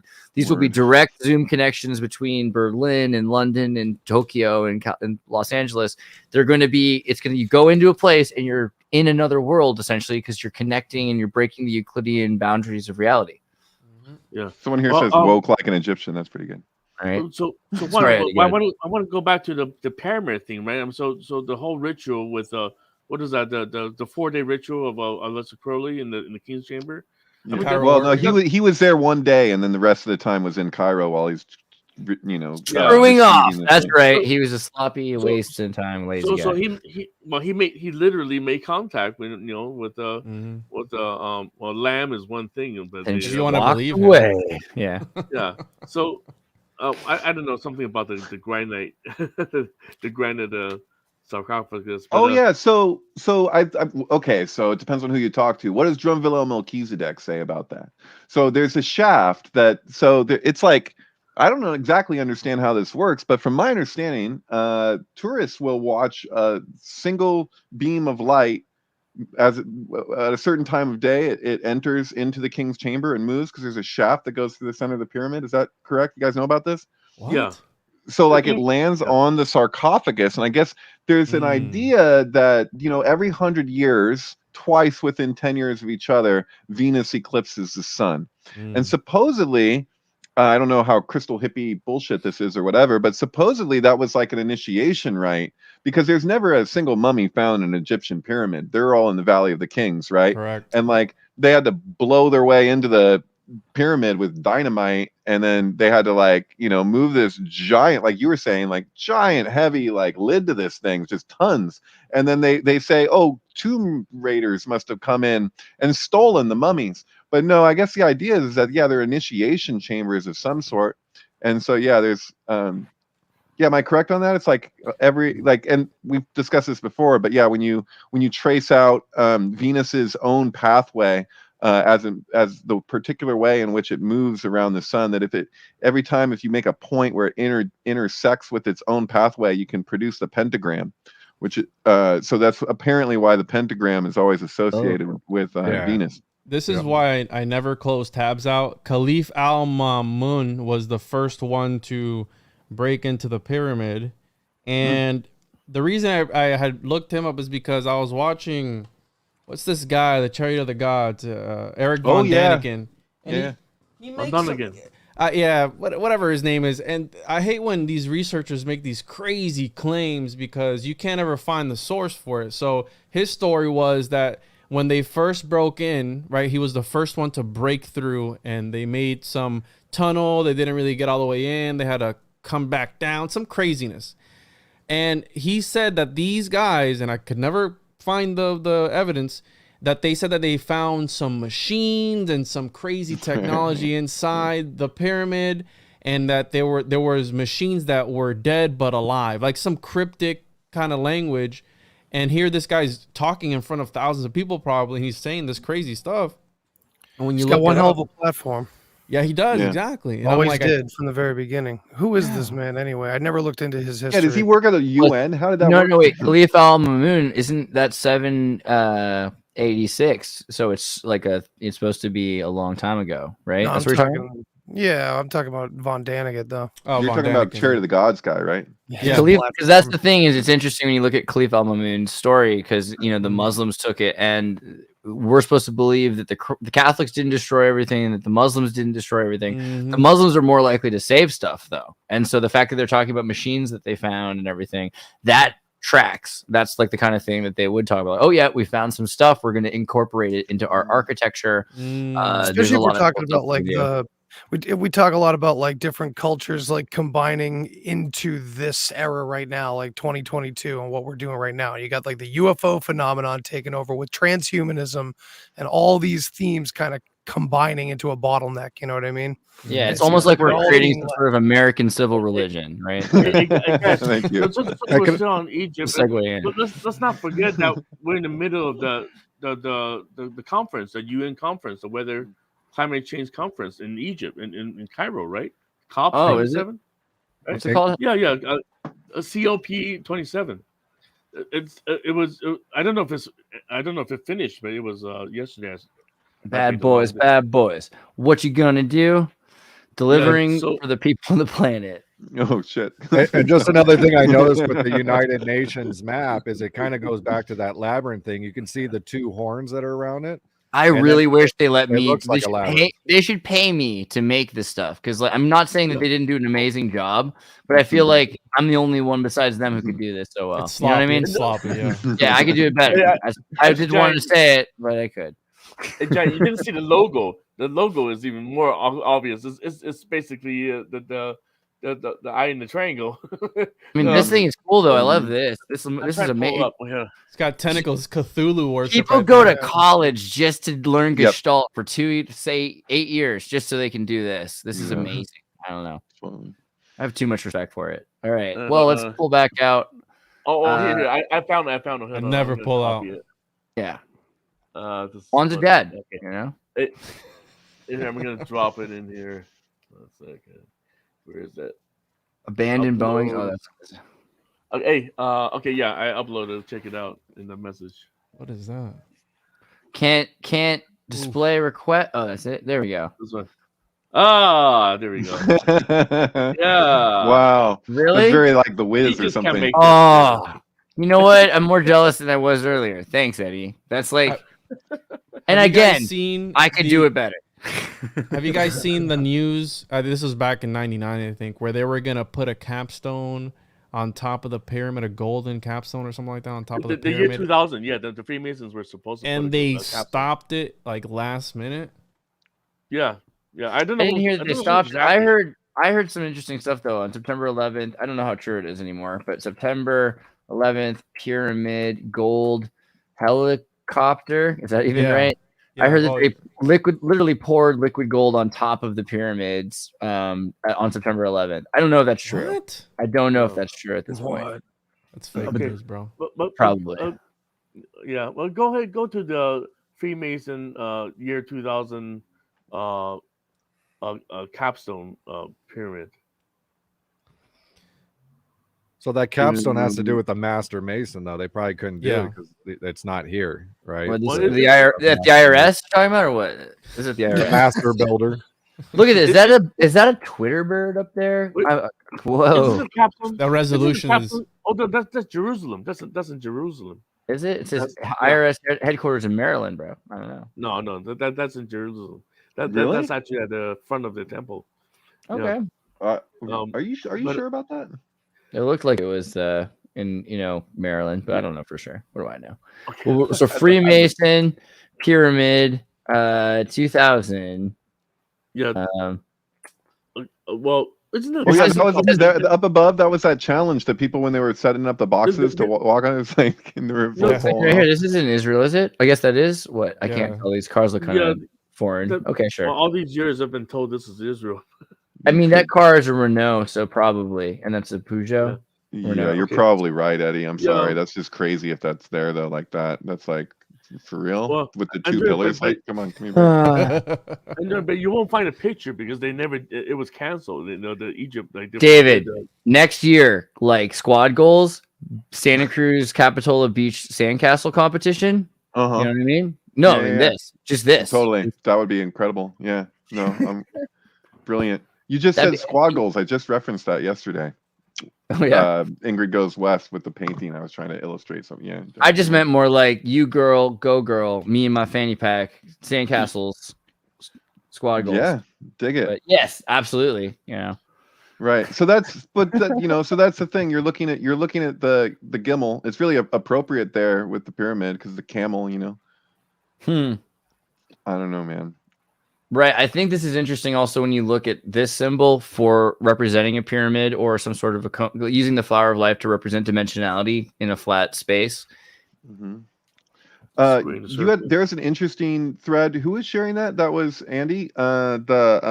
In the instant messages you were sharing about the kind of that really fundamentalist Kabbalistic take. Yeah, that was really frustrating to say the least, because this massive thread all about the Kabbalah and everything, and relating the just the concepts themselves that we find everywhere of the sacred masculine and feminine energies, and just directly relating it to transgender and Luciferian Satan, that kind of shit, that low ball shit. So I just kind of wanted to call it out. I think that there's an example of to be like, that's like the epitome of sublimation, where you have something that's internal that's being spoken to, that's not in balance or needs some kind. It's something's out of whack, and there's kind of like, well, it's like what we love to do, right? Where we do these really symbolic actions surrounding something. We get very external, and we do everything but the thing that needs doing. You know what I mean? So it's like there's something that's not harmonized. And instead of like addressing it, we're gonna get more extreme in our, I don't know. It's like if you went to a doctor and he gave you a prescription for something that you actually really needed. I know we're not going into big pharma. I'm just saying, suppose the thing was something that you really needed, and you like put it on like an altar, like his prescription, and you put it on your altar, and you're like, my doctor's the greatest doctor. Everyone should like look at what he wrote. Like, and it's like, dude, just fucking fill out the like, do the thing that he's saying to do. You're fucking, it's like, I found it. So queer theology in Kabbalah. Kabbalah centers around unification, yichud, generally between masculine and feminine aspects of the divine. There's Shekinah. Or you want to say it for me, David? It's a Shekinah. Shekinah. See, you're worth it. Divine feminine in a represented Malkut. Malkut, but yes, go on. Yeah. Or kingdom. So divine feminine, kingdom, and is constantly in search for redemption. Okay, so what? I didn't really paste in the thread. I just gave you a couple screenshots. But yeah, it'd be interesting to see what the rest of their Malkut being feminine, intrigued, Messiah sabotaged Zevi. He was known for his rather androgynous appearance. However, it's important to look past the physical. Zevi's strange appearance is a representation of the cosmic transmutation. That's weird, because that's not even what he really is known for. I mean, I don't.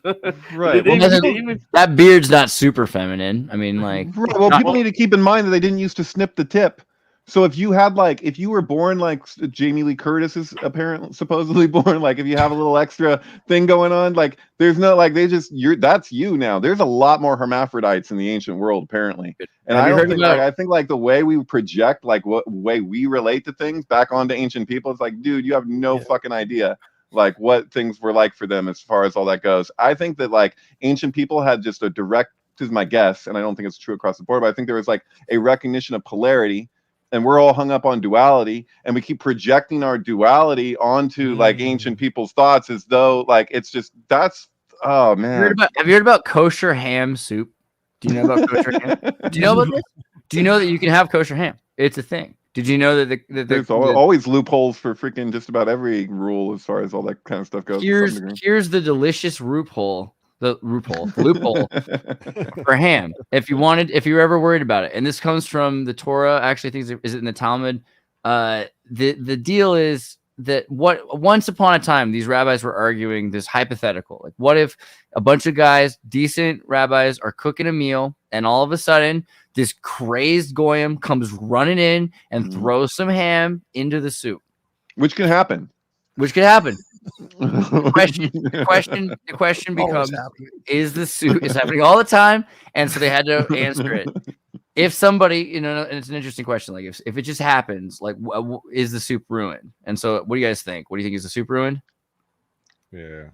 Well, you already know the answer. I told you that there's a loophole. So here's the thing: it's not ruined if 1/60th of the soup is less than 1/60 of the soup is ham. It's like the 3-second rule.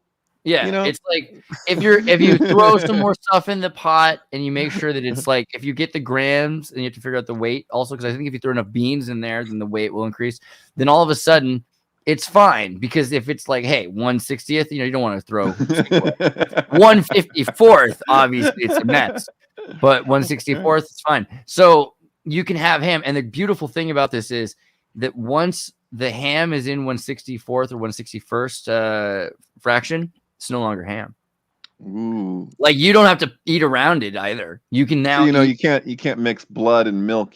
There's like you can't boil a kid in milk. So I was transcribing text one time. You should with my teacher, and we were looking at he kept on saying kid, boiling the kid.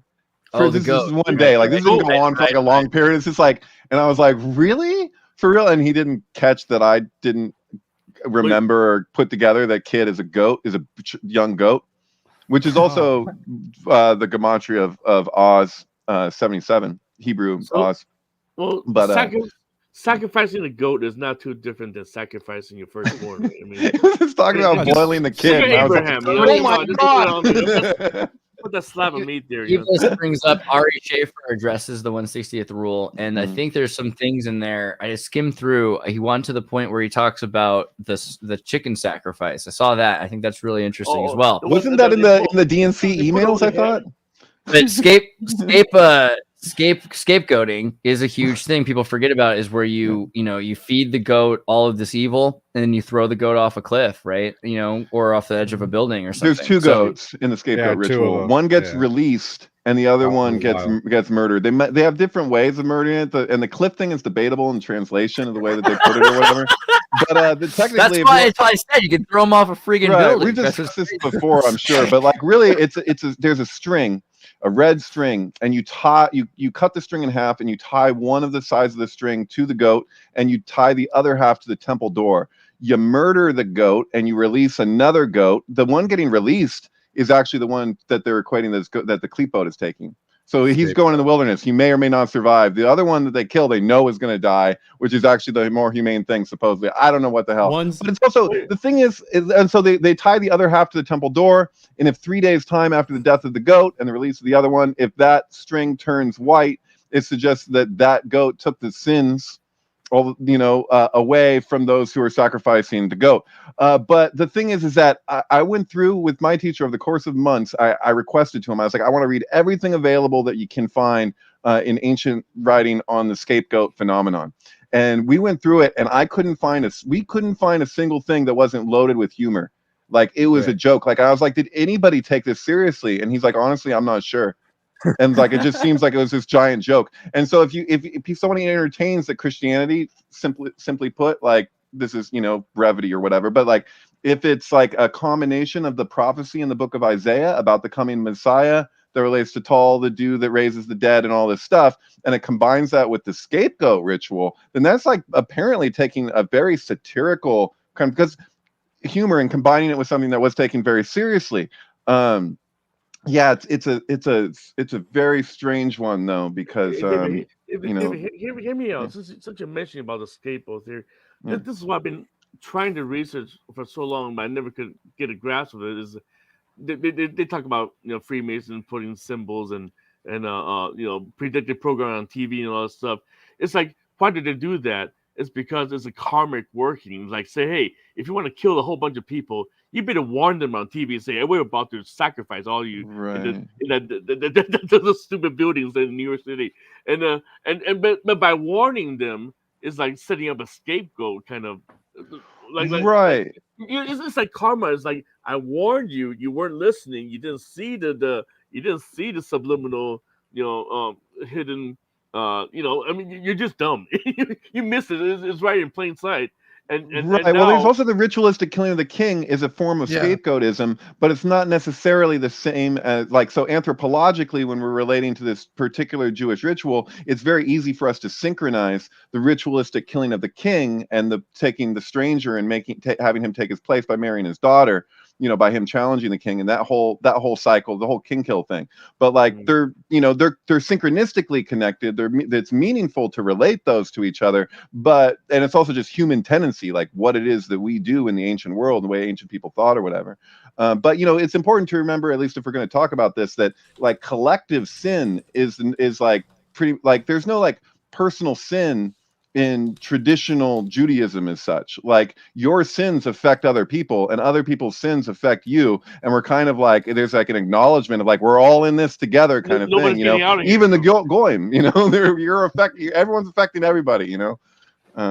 Christians don't have the same thing. They have personal salvation. Jews don't really have that. It's more like a bodhisattva. They may now, but I'm just saying, like in the ancient world, from what we can gather like from you either have like a bunch of reincarnations, or instead you can like do atonement where you like get it out in a chicken or a goat, or you know. Right. So reincarnation is huge in traditional Jewish mysticism. It's a major component. It wasn't Christianity. It was erased. It was taken out of, you know, it's taken out. No, but the idea that you can assign your sin's debt to somebody else to pay because they can say they're guilty of it. You know, that is the goal in a lot of the time of atonement. And so you're trying to take like a unblemished calf, and then you're saying, oh, this unblemished calf that was so perfect then is responsible for all of these sins. And so you do that over and over again until you get to the point where you're like, hey, actually, you could do this immortal thing. And it's the Jesus character archetypically is this past, present, and future, because it's God. It's like the past, the present, the future, omnipotent, omnipresent. It's a sacrifice that atones all the way across in every direction. And so, but then people take it to like really, because you got people that are so obsessed with the liturgical value in Deuteronomy about how many chickens does it take.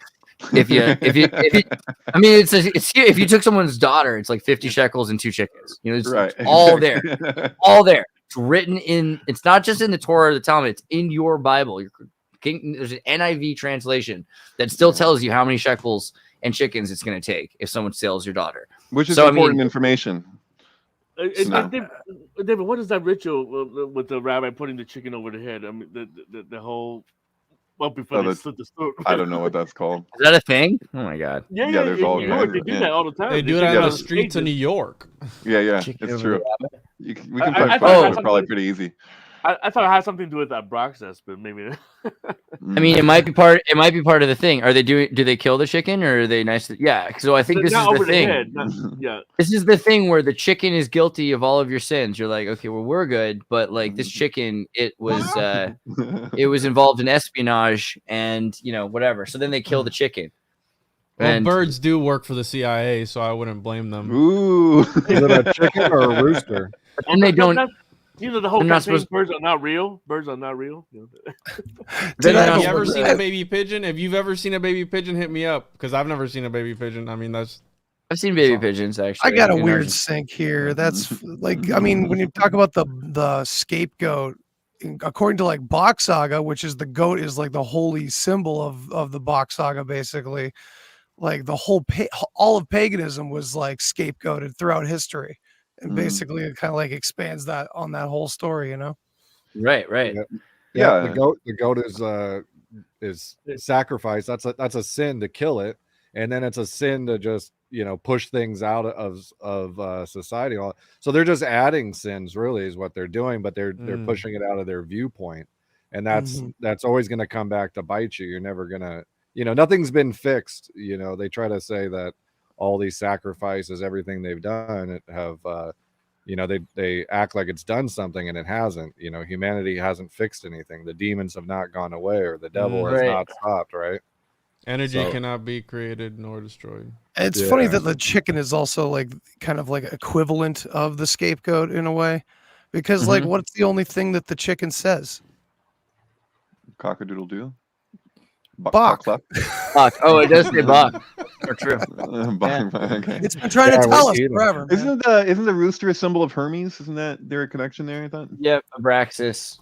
Yeah, is it the rooster or saying the chicken that they're using? Doodle on this.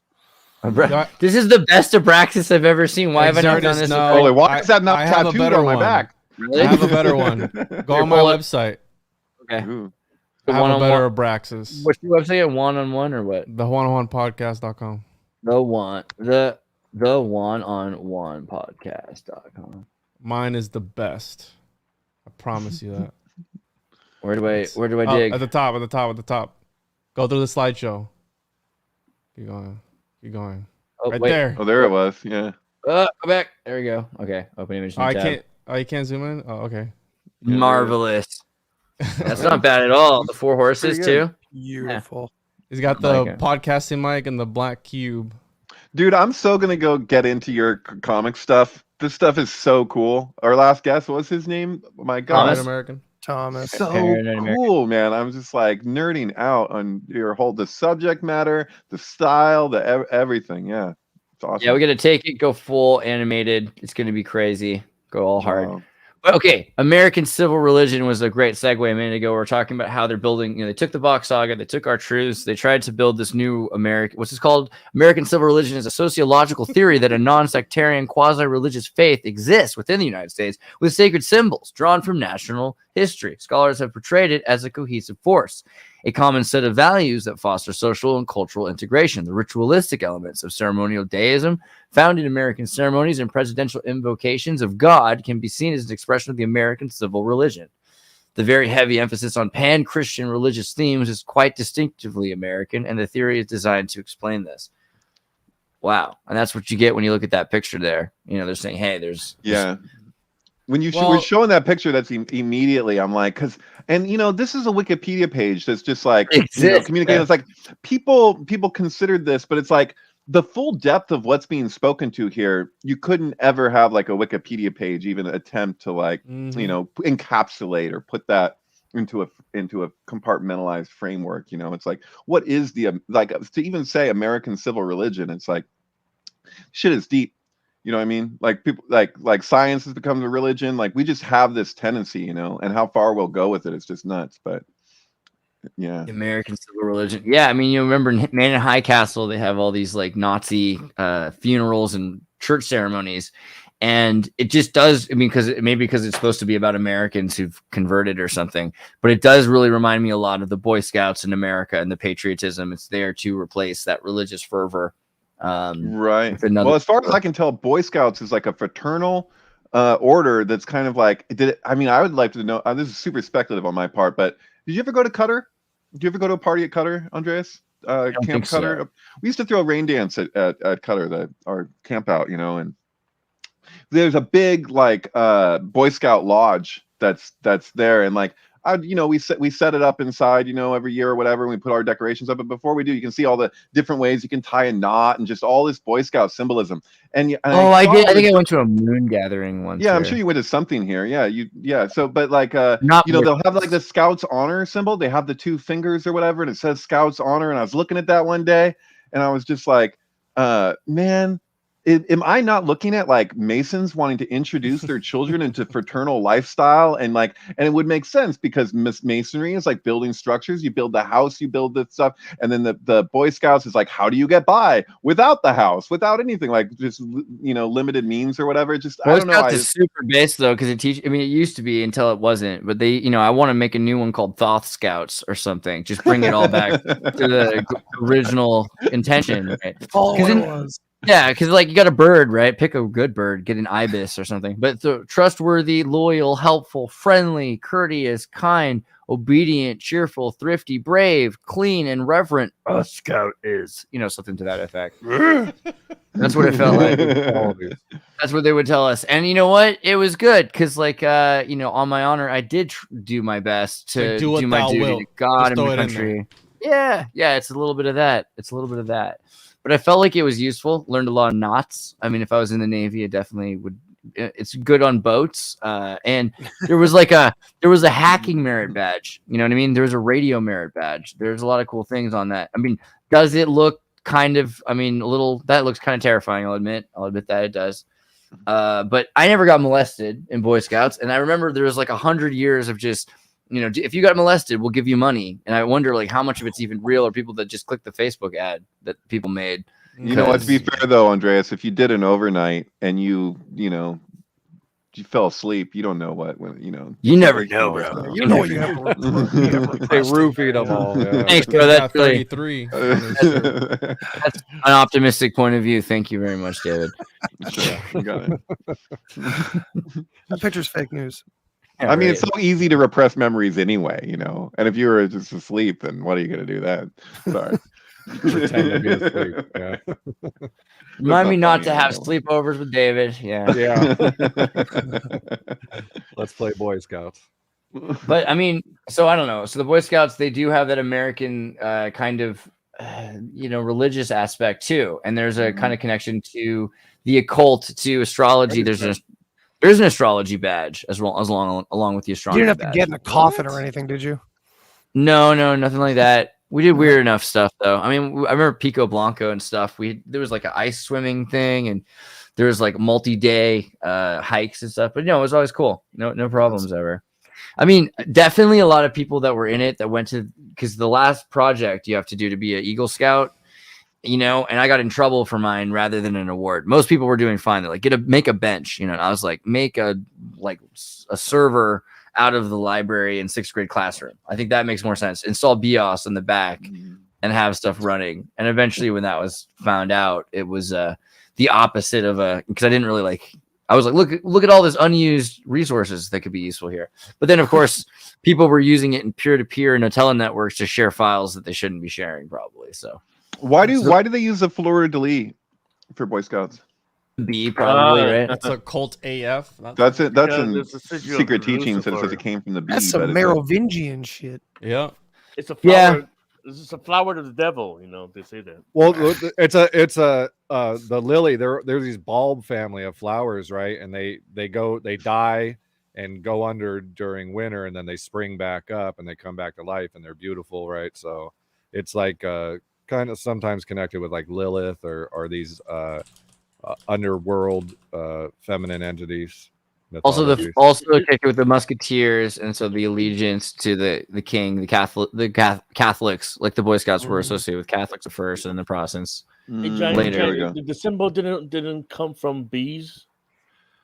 It's connected to bees because it's all fertility stuff, right? So they're just showing you different angles of how to see. Well, the bees reproduce through the Fibonacci sequence. Yeah. Beekeepers apparently live longer than any other profession, which is crazy because the frequency that bees vibrate at has a healing. That's so crazy you say that. I lived across the street from a beekeeper's facility in SoCal. You probably know Andreas Cherryvale if you're going to Land of Medicine Buddha.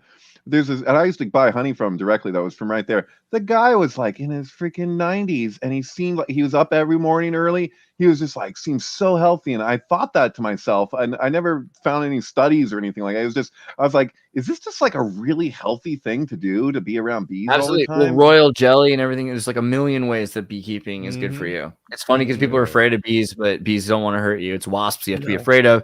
Keep some bees around, scare the wasps away. Dude, we have a pollinator garden on the side of our house to attract more bees, to get them into our garden, to get everything going. Yep. Yeah, dude. Bees. But of course they teach us to be afraid. Of course. Dude, I had a buddy. I think this is probably really bad, but I have a friend. You probably know him too. Caleb Coe. He used to. Oh yeah. Dude, Caleb would get a ton of bee pollen.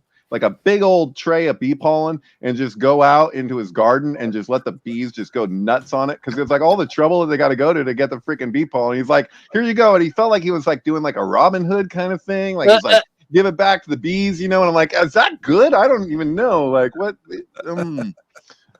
Never know. But look how cool beehives can become, really crazy shapes and everything like that. The thing is, if you get the beekeeping rack, I don't know what you call it, right? The beekeeping rack. It's it's this tray frame. Yeah, it's a German frame designed from the 1600s, and you can get these really cheap for $50. You don't have to go expensive, and the post office will deliver bees in the mail. They'll really bring you bees. So if you buy, not a good idea. It's cool. No, is you buy Buckus bees, and then you put them in their thing. You just open up the box into the thing, and then they're in the thing. Wait, they don't ask anything fragile, liquid, perishable, or potentially hazardous, and they're just no, it's just bees. Oh, okay. And then the bees find their beeswax. Yeah, click on this button, bee. My dad did this in college, so he asked his land. He was in a dorm, and he's like, "Can I have a pet?" And they're like, his dorm lord's like, "Is it small?" And he's like, "Oh yeah, it's really small." And then he installed this on his window, and so people are like, "Are there freaking bees just flying around the campus?" And I think this was Mississippi too. So it was all right, the Californian guy with bees on his window, and he's like, "I heard it was good for you." He's like, "Greg, did you get a bunch of bees?" He's like, "Yeah." He's like, "Get them out of here." And that was the end of that. There's But plenty of bees that don't sting and they don't make Yeah. very much honey. They're just like woodcutter bees and stuff like that. there are bees that don't sting that also make lots of honey. I think buckfist bees are the way to go because, like, these bees make tons of honey. They're really friendly. They're easy to deal with, and you can get tons of them. It goes back to the whole Mason thing because they're builders, right? So I can see how secret societies would. Orderly. I don't know if you've seen Wicker Man with Nicolas Cage with the whole bee cult and all Yeah, that but stuff. have you seen the Wicker Tree? We Yeah, discussed this not. on a previous podcast, man. I gotta see it. I still haven't done it. Not the bees. Gosh, the bees, the bees, the One of the bees. greatest cinematic moments of all time. You guys like It was my funny Nick 'Cause his Cage head is cutout? in a cage. Oh, I'm sorry. Yeah. You got, oh, you got a lot. You got a cutout. That's not bad. And I got at all. another. Oh my I got god! another one back Oh, there. nice. He's the owner of Saturn Films. Remember Saturn? Yeah, Films. Saturn Films. That's right. Because it's a He's on them. Capricorn. He's an immortal alchemist. That's why. Hey, Somebody's asking. Can Capricorn we take a look also. at his grave? Let's think of his grave in New Orleans again. I want to explore that a little bit. What's the deal with the Wu-Tang Clan and bees? I mean, I don't know. Do you think it's serious? It's probably because hip hop is completely controlled. Nothing more than that. Could be a thing. You never know. I don't know. Wu-Tang's But the nemesis of Shaolin. But yeah, we're getting into the 2 hours. Anything you guys want to cover to make sure that we get covered through? Synchronous, you got some things?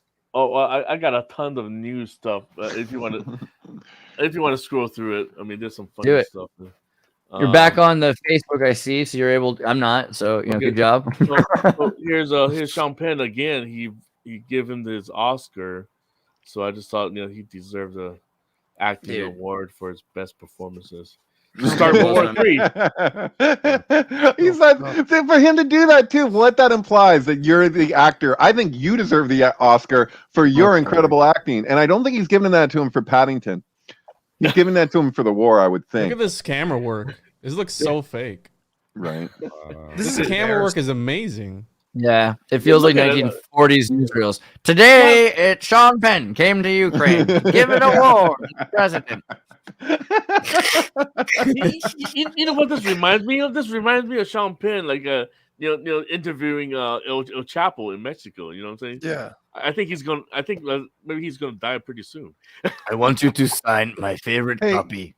Can I just say that in the comments here, somebody makes the point. I thought about this while you guys were talking, that they won't harm you if you don't fear them. Maybe that's part of the symbolism there, not just the queen and that their mating pattern is a Fibonacci sequence, but that seems meaningful, worth mentioning. Sorry. Put some respect on my queen, okay? And maybe that is applicable here in this context in some way. We can mean, meditate upon. I don't mean anything bad about Absolutely. this, but these guys, look at them. They have to wear stilettos to look eye to eye with Tom Cruise. I'm not afraid. I'm not saying there's anything wrong with that. I'm just not afraid of him. That's all I meant. Okay. Well, I don't know. That the presidential palace looks weird, huh? It's got like some crazy gargoyles on top of it. I love Ukraine. Look at this. It's just out of control. You got everything you want. You got everything. You got the Meso Sumerian Bauhaus. You got the iconoclastic destruction from the Soviet Union. You have the Soviet kind of imprint on the arabesque dome. Oh, come on. Oh, for real? No. What the? No. Bro. Oh, There's a no, QR code so you can download his new single on iTunes, which is like, Oh, the hell, dude. Ukraine's Burly, gonna be burly. next what does that QR code do? Does it get to show you the video? This video probably comes up. You know what I mean? If you click on the QR code, you're like, oh, remember the time Sean Penn was here? Things are going all right. You know what? Things are okay. God. Oh man, Richmond Heights, man. Richmond Heights. Yeah, that's what I was thinking. He was making him sign his copy of Ridgemont High. That's what it looked like. He's like, I know this is kind of. I just wanted to. I really am a big fan. You know, this was a big deal for me. Yeah. He's a career breaker. And they keep screwing that. I don't know. That's kind of boring. That's just a flight of the. Oh yeah. So Marvel put out another. Go to the polls and. Is that Stan Lee? And he's going trans now, and he was vaccinated. Okay. All right. Yeah, they're. A lot, Marvel. Why did they think that would be a good idea for anybody? what? Anyhow, like what? The Stan Lee vaccination getting propaganda and all the Marvel vaccinated. comics now. Yeah, that they're what doing? is that? Like, It's not are they Stan Lee. are they Stan Lee that didn't get confident? vaccinated. Let's remember, the Stan Lee did not get vaccinated. It was a little early. No, you got me with the transsexual thing. That's what threw me off for a second. Oh wait. Oh wait. I didn't even see it. I might too from California. I missed it. Yeah, I missed it too. You were pointing at the old man and you said something about transsexual. Yeah, Oh, yeah. right. You're like, oh, he's a vaccinated transsexual, so that threw me off. All right. This is what I get those words mixed up. Those words. Hey, dude's connections cutting out and everything when I brought up the vaccinated transsexuals. The global arms race, the United States, China's got this, the United States got that. We've got a lot of stuff. They've only got certain things, but they've got a lot of other things. They got the little things, and all you need are a couple little things, right? Or what we're saying here. They have more people than us. We have more planes. Mm-hmm. This reminds me though of like that movie, like Pokemon 2000, where they're just like, oh, you know what? I don't know if we're equally matched. We might need to bust out a new pocket monster. That's kind of what it looks like. You're saying. Wow. Security increasingly unstable in China. You know, it's because they don't have a good enough wall. They should probably. Yeah. I'm surprised. I can't believe that I'm not hearing like hardly anything on that giant wall that they've been constructing along thousands of miles on border of China, the lower border. What are they calling that? The grid or something? It's nuts, man. It's like it's in the Middle East, isn't it? That's to keep people in, just to be clear, more than to keep them out. Are you talking about the Arab? Are you talking about the Arab thing? The I Arab don't know. apartment building? Gigantic fucking like. No, it's like the whole border of not the whole, but like there's thousands of miles on the border of China that they're putting like this. It's wire fencing, and it's all barbed wire. But the barbed wire is like crazy the way they do it. So if you try and snip through the barbed wire, it just gets more tangled and more extreme. So yeah, I watched footage of people getting stuck in it and trying to climb through it, and it's like I don't know like how readily available that info is right now. I know that there was like either a New York Times or there was some article that was on it that kind of like just touched on it, but they kind of, I don't know, they didn't really show what all the videos of what the actual wall looks like even from above. They don't really give you the full idea of it. Can't find it. Walls built around China. Yeah, not the not the Great Wall of China, but no, there it is. It's it must be hard to find now, but yeah, it was like there was a while I kept on seeing like videos on Twitter, and then I stopped seeing information on it. But there was like a month where it was just like for whatever reason, whoever it is that I look at and different people or whatever, it was just like coming through. I'm surprised more people weren't talking about it. It's like I thought it was actual like bigger news, and then I guess not. There is a movie where it was the Great Wall of China to keep out like some aliens or something like that. Did you guys see What's up, that? Bernie? Wait, sorry. Juan, good to see you. Good to see you, Bernie. How you good? How you been? Good. But really quickly, Juan, say that again. There was a movie that it was about the Great Wall of China keeping out some aliens or something, some monsters. It was a while back. That sounds super familiar. Yeah. One with Matt Damon. I don't know who it was. Dude, Matt Damon was the star of that. It was called The Great Wall, and it was hilarious. I remember that movie. But there's probably a lot of symbolism. I should probably go back and watch it again. Oh my gosh. They're keeping out dragons, which is very symbolic. Was it that one? I felt like I could have. Yeah, I think it might have been. Yeah, there we go. Dude, Matt fucking Damon. Matt. It's absolutely. Thank you. You said it better. Oh, they got this guy Pascal, whatever his name is, with Pedro Pascal. At one great season of Game of Thrones, and beyond that, he's amazing. And nothing but. Oh, really? All right, never mind. You obviously haven't seen the new Nicolas Cage movie. It's all right, bro. Okay, that does look great. It is great. It's fucking Nick Cage. Which new Nicolas Cage movie? The one where he's playing himself. Well, it was so good. It's on purpose. I really liked that. I recommend it. The unbearable weight of massive talent. Amazing movie. Looks amazing. Great. Yeah. I'm not saying that from by the bias. Way, Nick Cage, no wrong. It's all right. I'm biased. The new Weird Al movie with Daniel Radcliffe, whatever, that was freaking awesome too. I recommin that. He got kicked off Twitter. Yeah, Daniel Radcliffe. Really? Yeah, Daniel Radcliffe got kicked off Twitter because he said he was Elon Musk, and there's an impersonation thing. You're not allowed to do that anymore. Dude, did you see? I did a meme the other day of I am Spartacus, but it says I am Elon, and I put Elon in the place of Kurt Douglas or whatever. And I don't know. I felt really good about it. Technically, you're not allowed. I'm happy Technically, for you that. were never allowed, according to terms of service, to have an unmarked parody account. If you have a parody account, you have to have parody in the title and in the username. So that was the rules. And Radcliffe, along with a lot of other people, changed their username to Elon Musk, and so he got himself permanently deleted. But not permanently deleted, just suspended because they're going to do verification process for $8 for everybody. However, I love that J.K. Rowling didn't get suspended, but Daniel Radcliffe did. She didn't say she was Elon Musk. So Al Yankovic posted this, though, and they're like, where can you watch the movie? And he's like, we can watch it for free on Roku.com. You can watch the Weird Al Yankovic story right now. And it is the best movie since Fight Club, in my opinion. It's like Fight Club, Donnie Darko. It's like that kind of level. And then they said, oh, how do I watch it in Australia? And Yankovic says, well, Roku's working on it. In the meantime, there's VPN.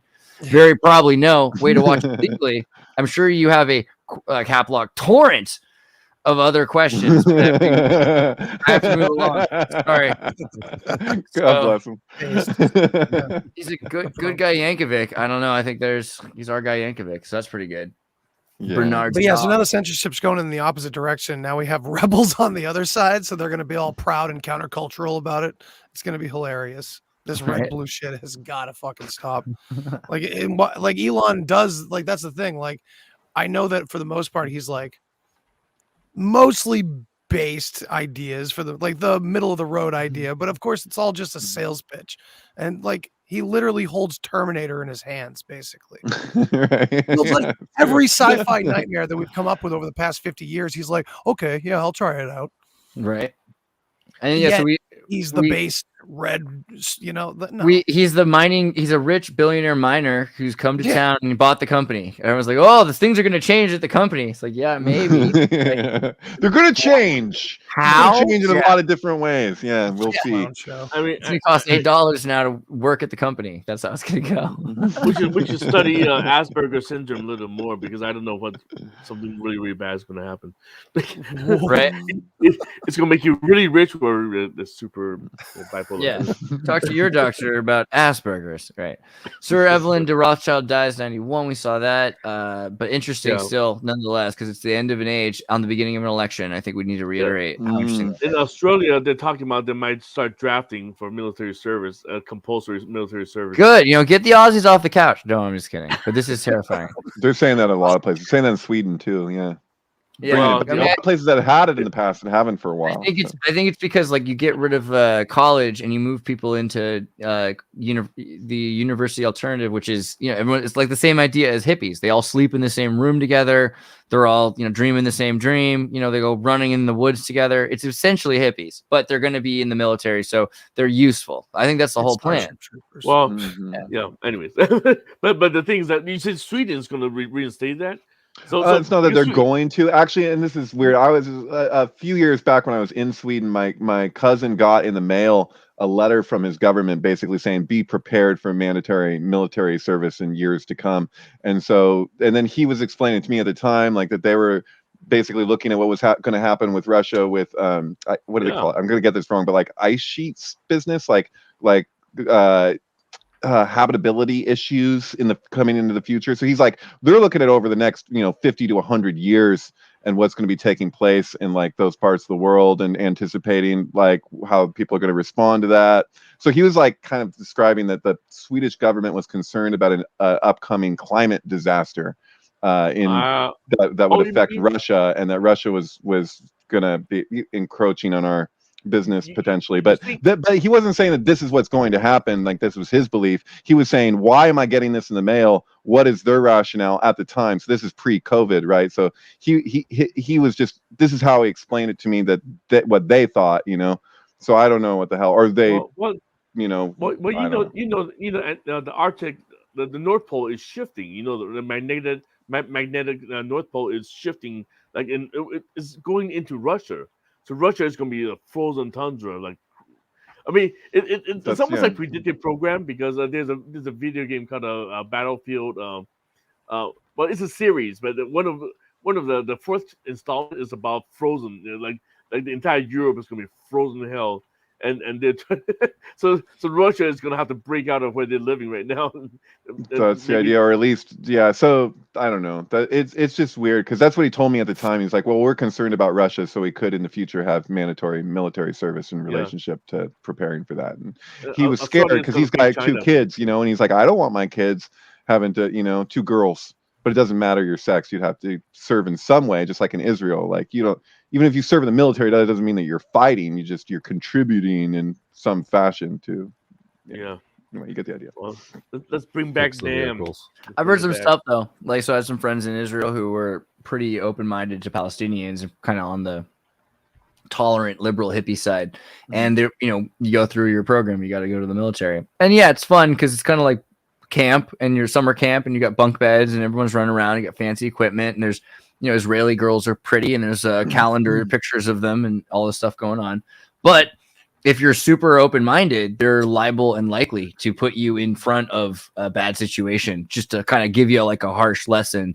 So you see someone get killed, because they're in the bad situation, or you get hurt or something like that, and because they put you, and then they're like, yeah, now what do you think about them?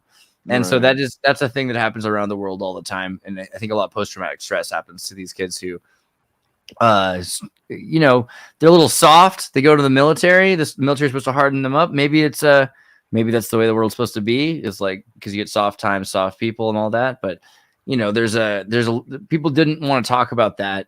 The PTSD aspect of it. They're like, oh, everyone's soft. We should get them all harsh and hardcore again. But like, then remember the 20th century as this time of PTSD, just all these guys who were drunk on the couch, who were suffering from Korea or Vietnam or whatever, that they, if they hadn't lost their legs, their best friends had, and things like that, or right. I'm hearing the George Carlin's bit about shell shock right now in response to that. Yeah, that's fair. Yeah, I think that's I think that's where we're at, man. I don't know.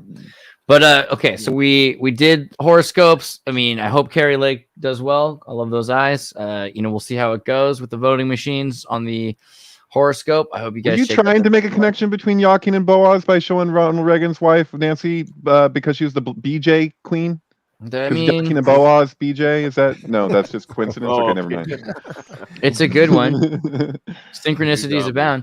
Guys, make sure you see, and Juan, thank you for joining us, and we should do this again soon. I want to go deeper. I think I was coy earlier about Jack Parsons and things like that, the homunculus. So there's stuff that we can go even deeper on. It's good to have you. So thank you for bringing all these interesting points of view and, references to Reagan involved. So, I mean, these are huge things. So, guys, if you want to get even more deep from the Illuminati confirmed, James, you want to say that?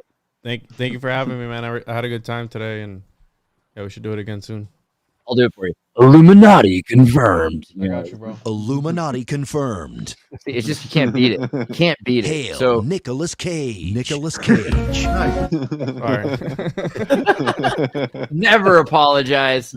That's what I'm looking for. So, guys, the oneononepodcast.com, and there's a bunch of great episodes. You can even become a Patreon and get some deeper stuff. He's written some books.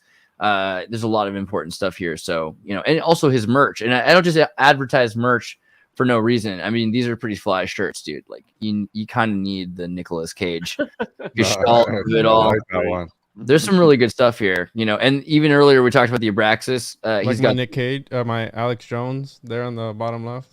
I don't know if YouTube. Oh wow. Oh wow. Spicy. Like All right. The one-on-one podcast, everybody. Make sure you check it out. Also, David played on the SYNCTANK. Oh, yeah. Before you continue, maybe if you can arrange between us to do a alchemy stream with one-on-one would be excellent. If you're into doing real science stuff, let's set this up. We'd love to do an alchemy stream with you. I just know about the homunculus. I don't know if that's real science or not. Part of it. So I'll fill in some parts of the alchemy. You fill out the homunculus, and we'll get her done. Juan plays Boy a lot. I've noticed I'll be like, Juan, what do you know about this? He'll be like, I don't know anything. It's like, okay, Socrates, now what? And he's like, okay, well, I do have like every book on the subject, but that doesn't mean I know anything about it. Like, shut up. I like to be humble. I don't know. Dude, it's hard to be humble when you're perfect in every way. Yeah. I didn't say it. You said it. I mean, we will do it, Bernie. We'll set up the real science stream. It'll probably be a Monday night or a Sunday night or something like that. We'll do it at a time when you can do it.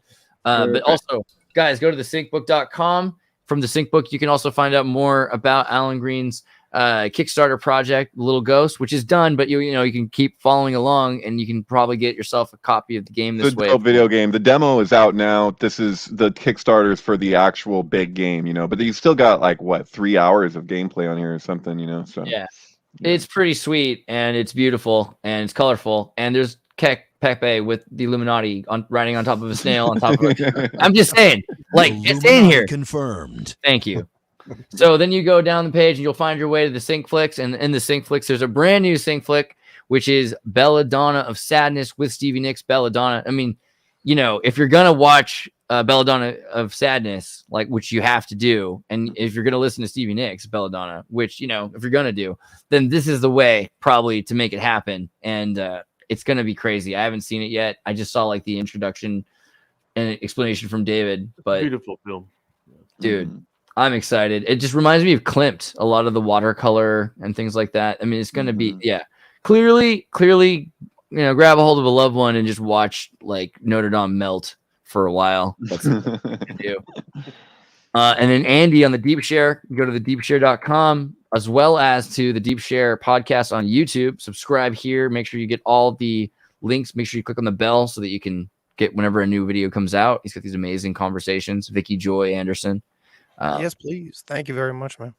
Yeah, I'm taking a little breather right now. You won't see an episode for another few weeks, but I'm working on some projects, so you'll see some. Got a little project you're working on. Yeah, these are quality pieces. So I mean, he's got about 84 so far, and you can kind of backtrack. You'd be amazed. Some of these conversations are with some pretty important, interesting people about crazy stuff that you'd be like, oh, I can't believe that they're interested in talking about that. So, kind of waking people up to how interesting and deep people are and the world is.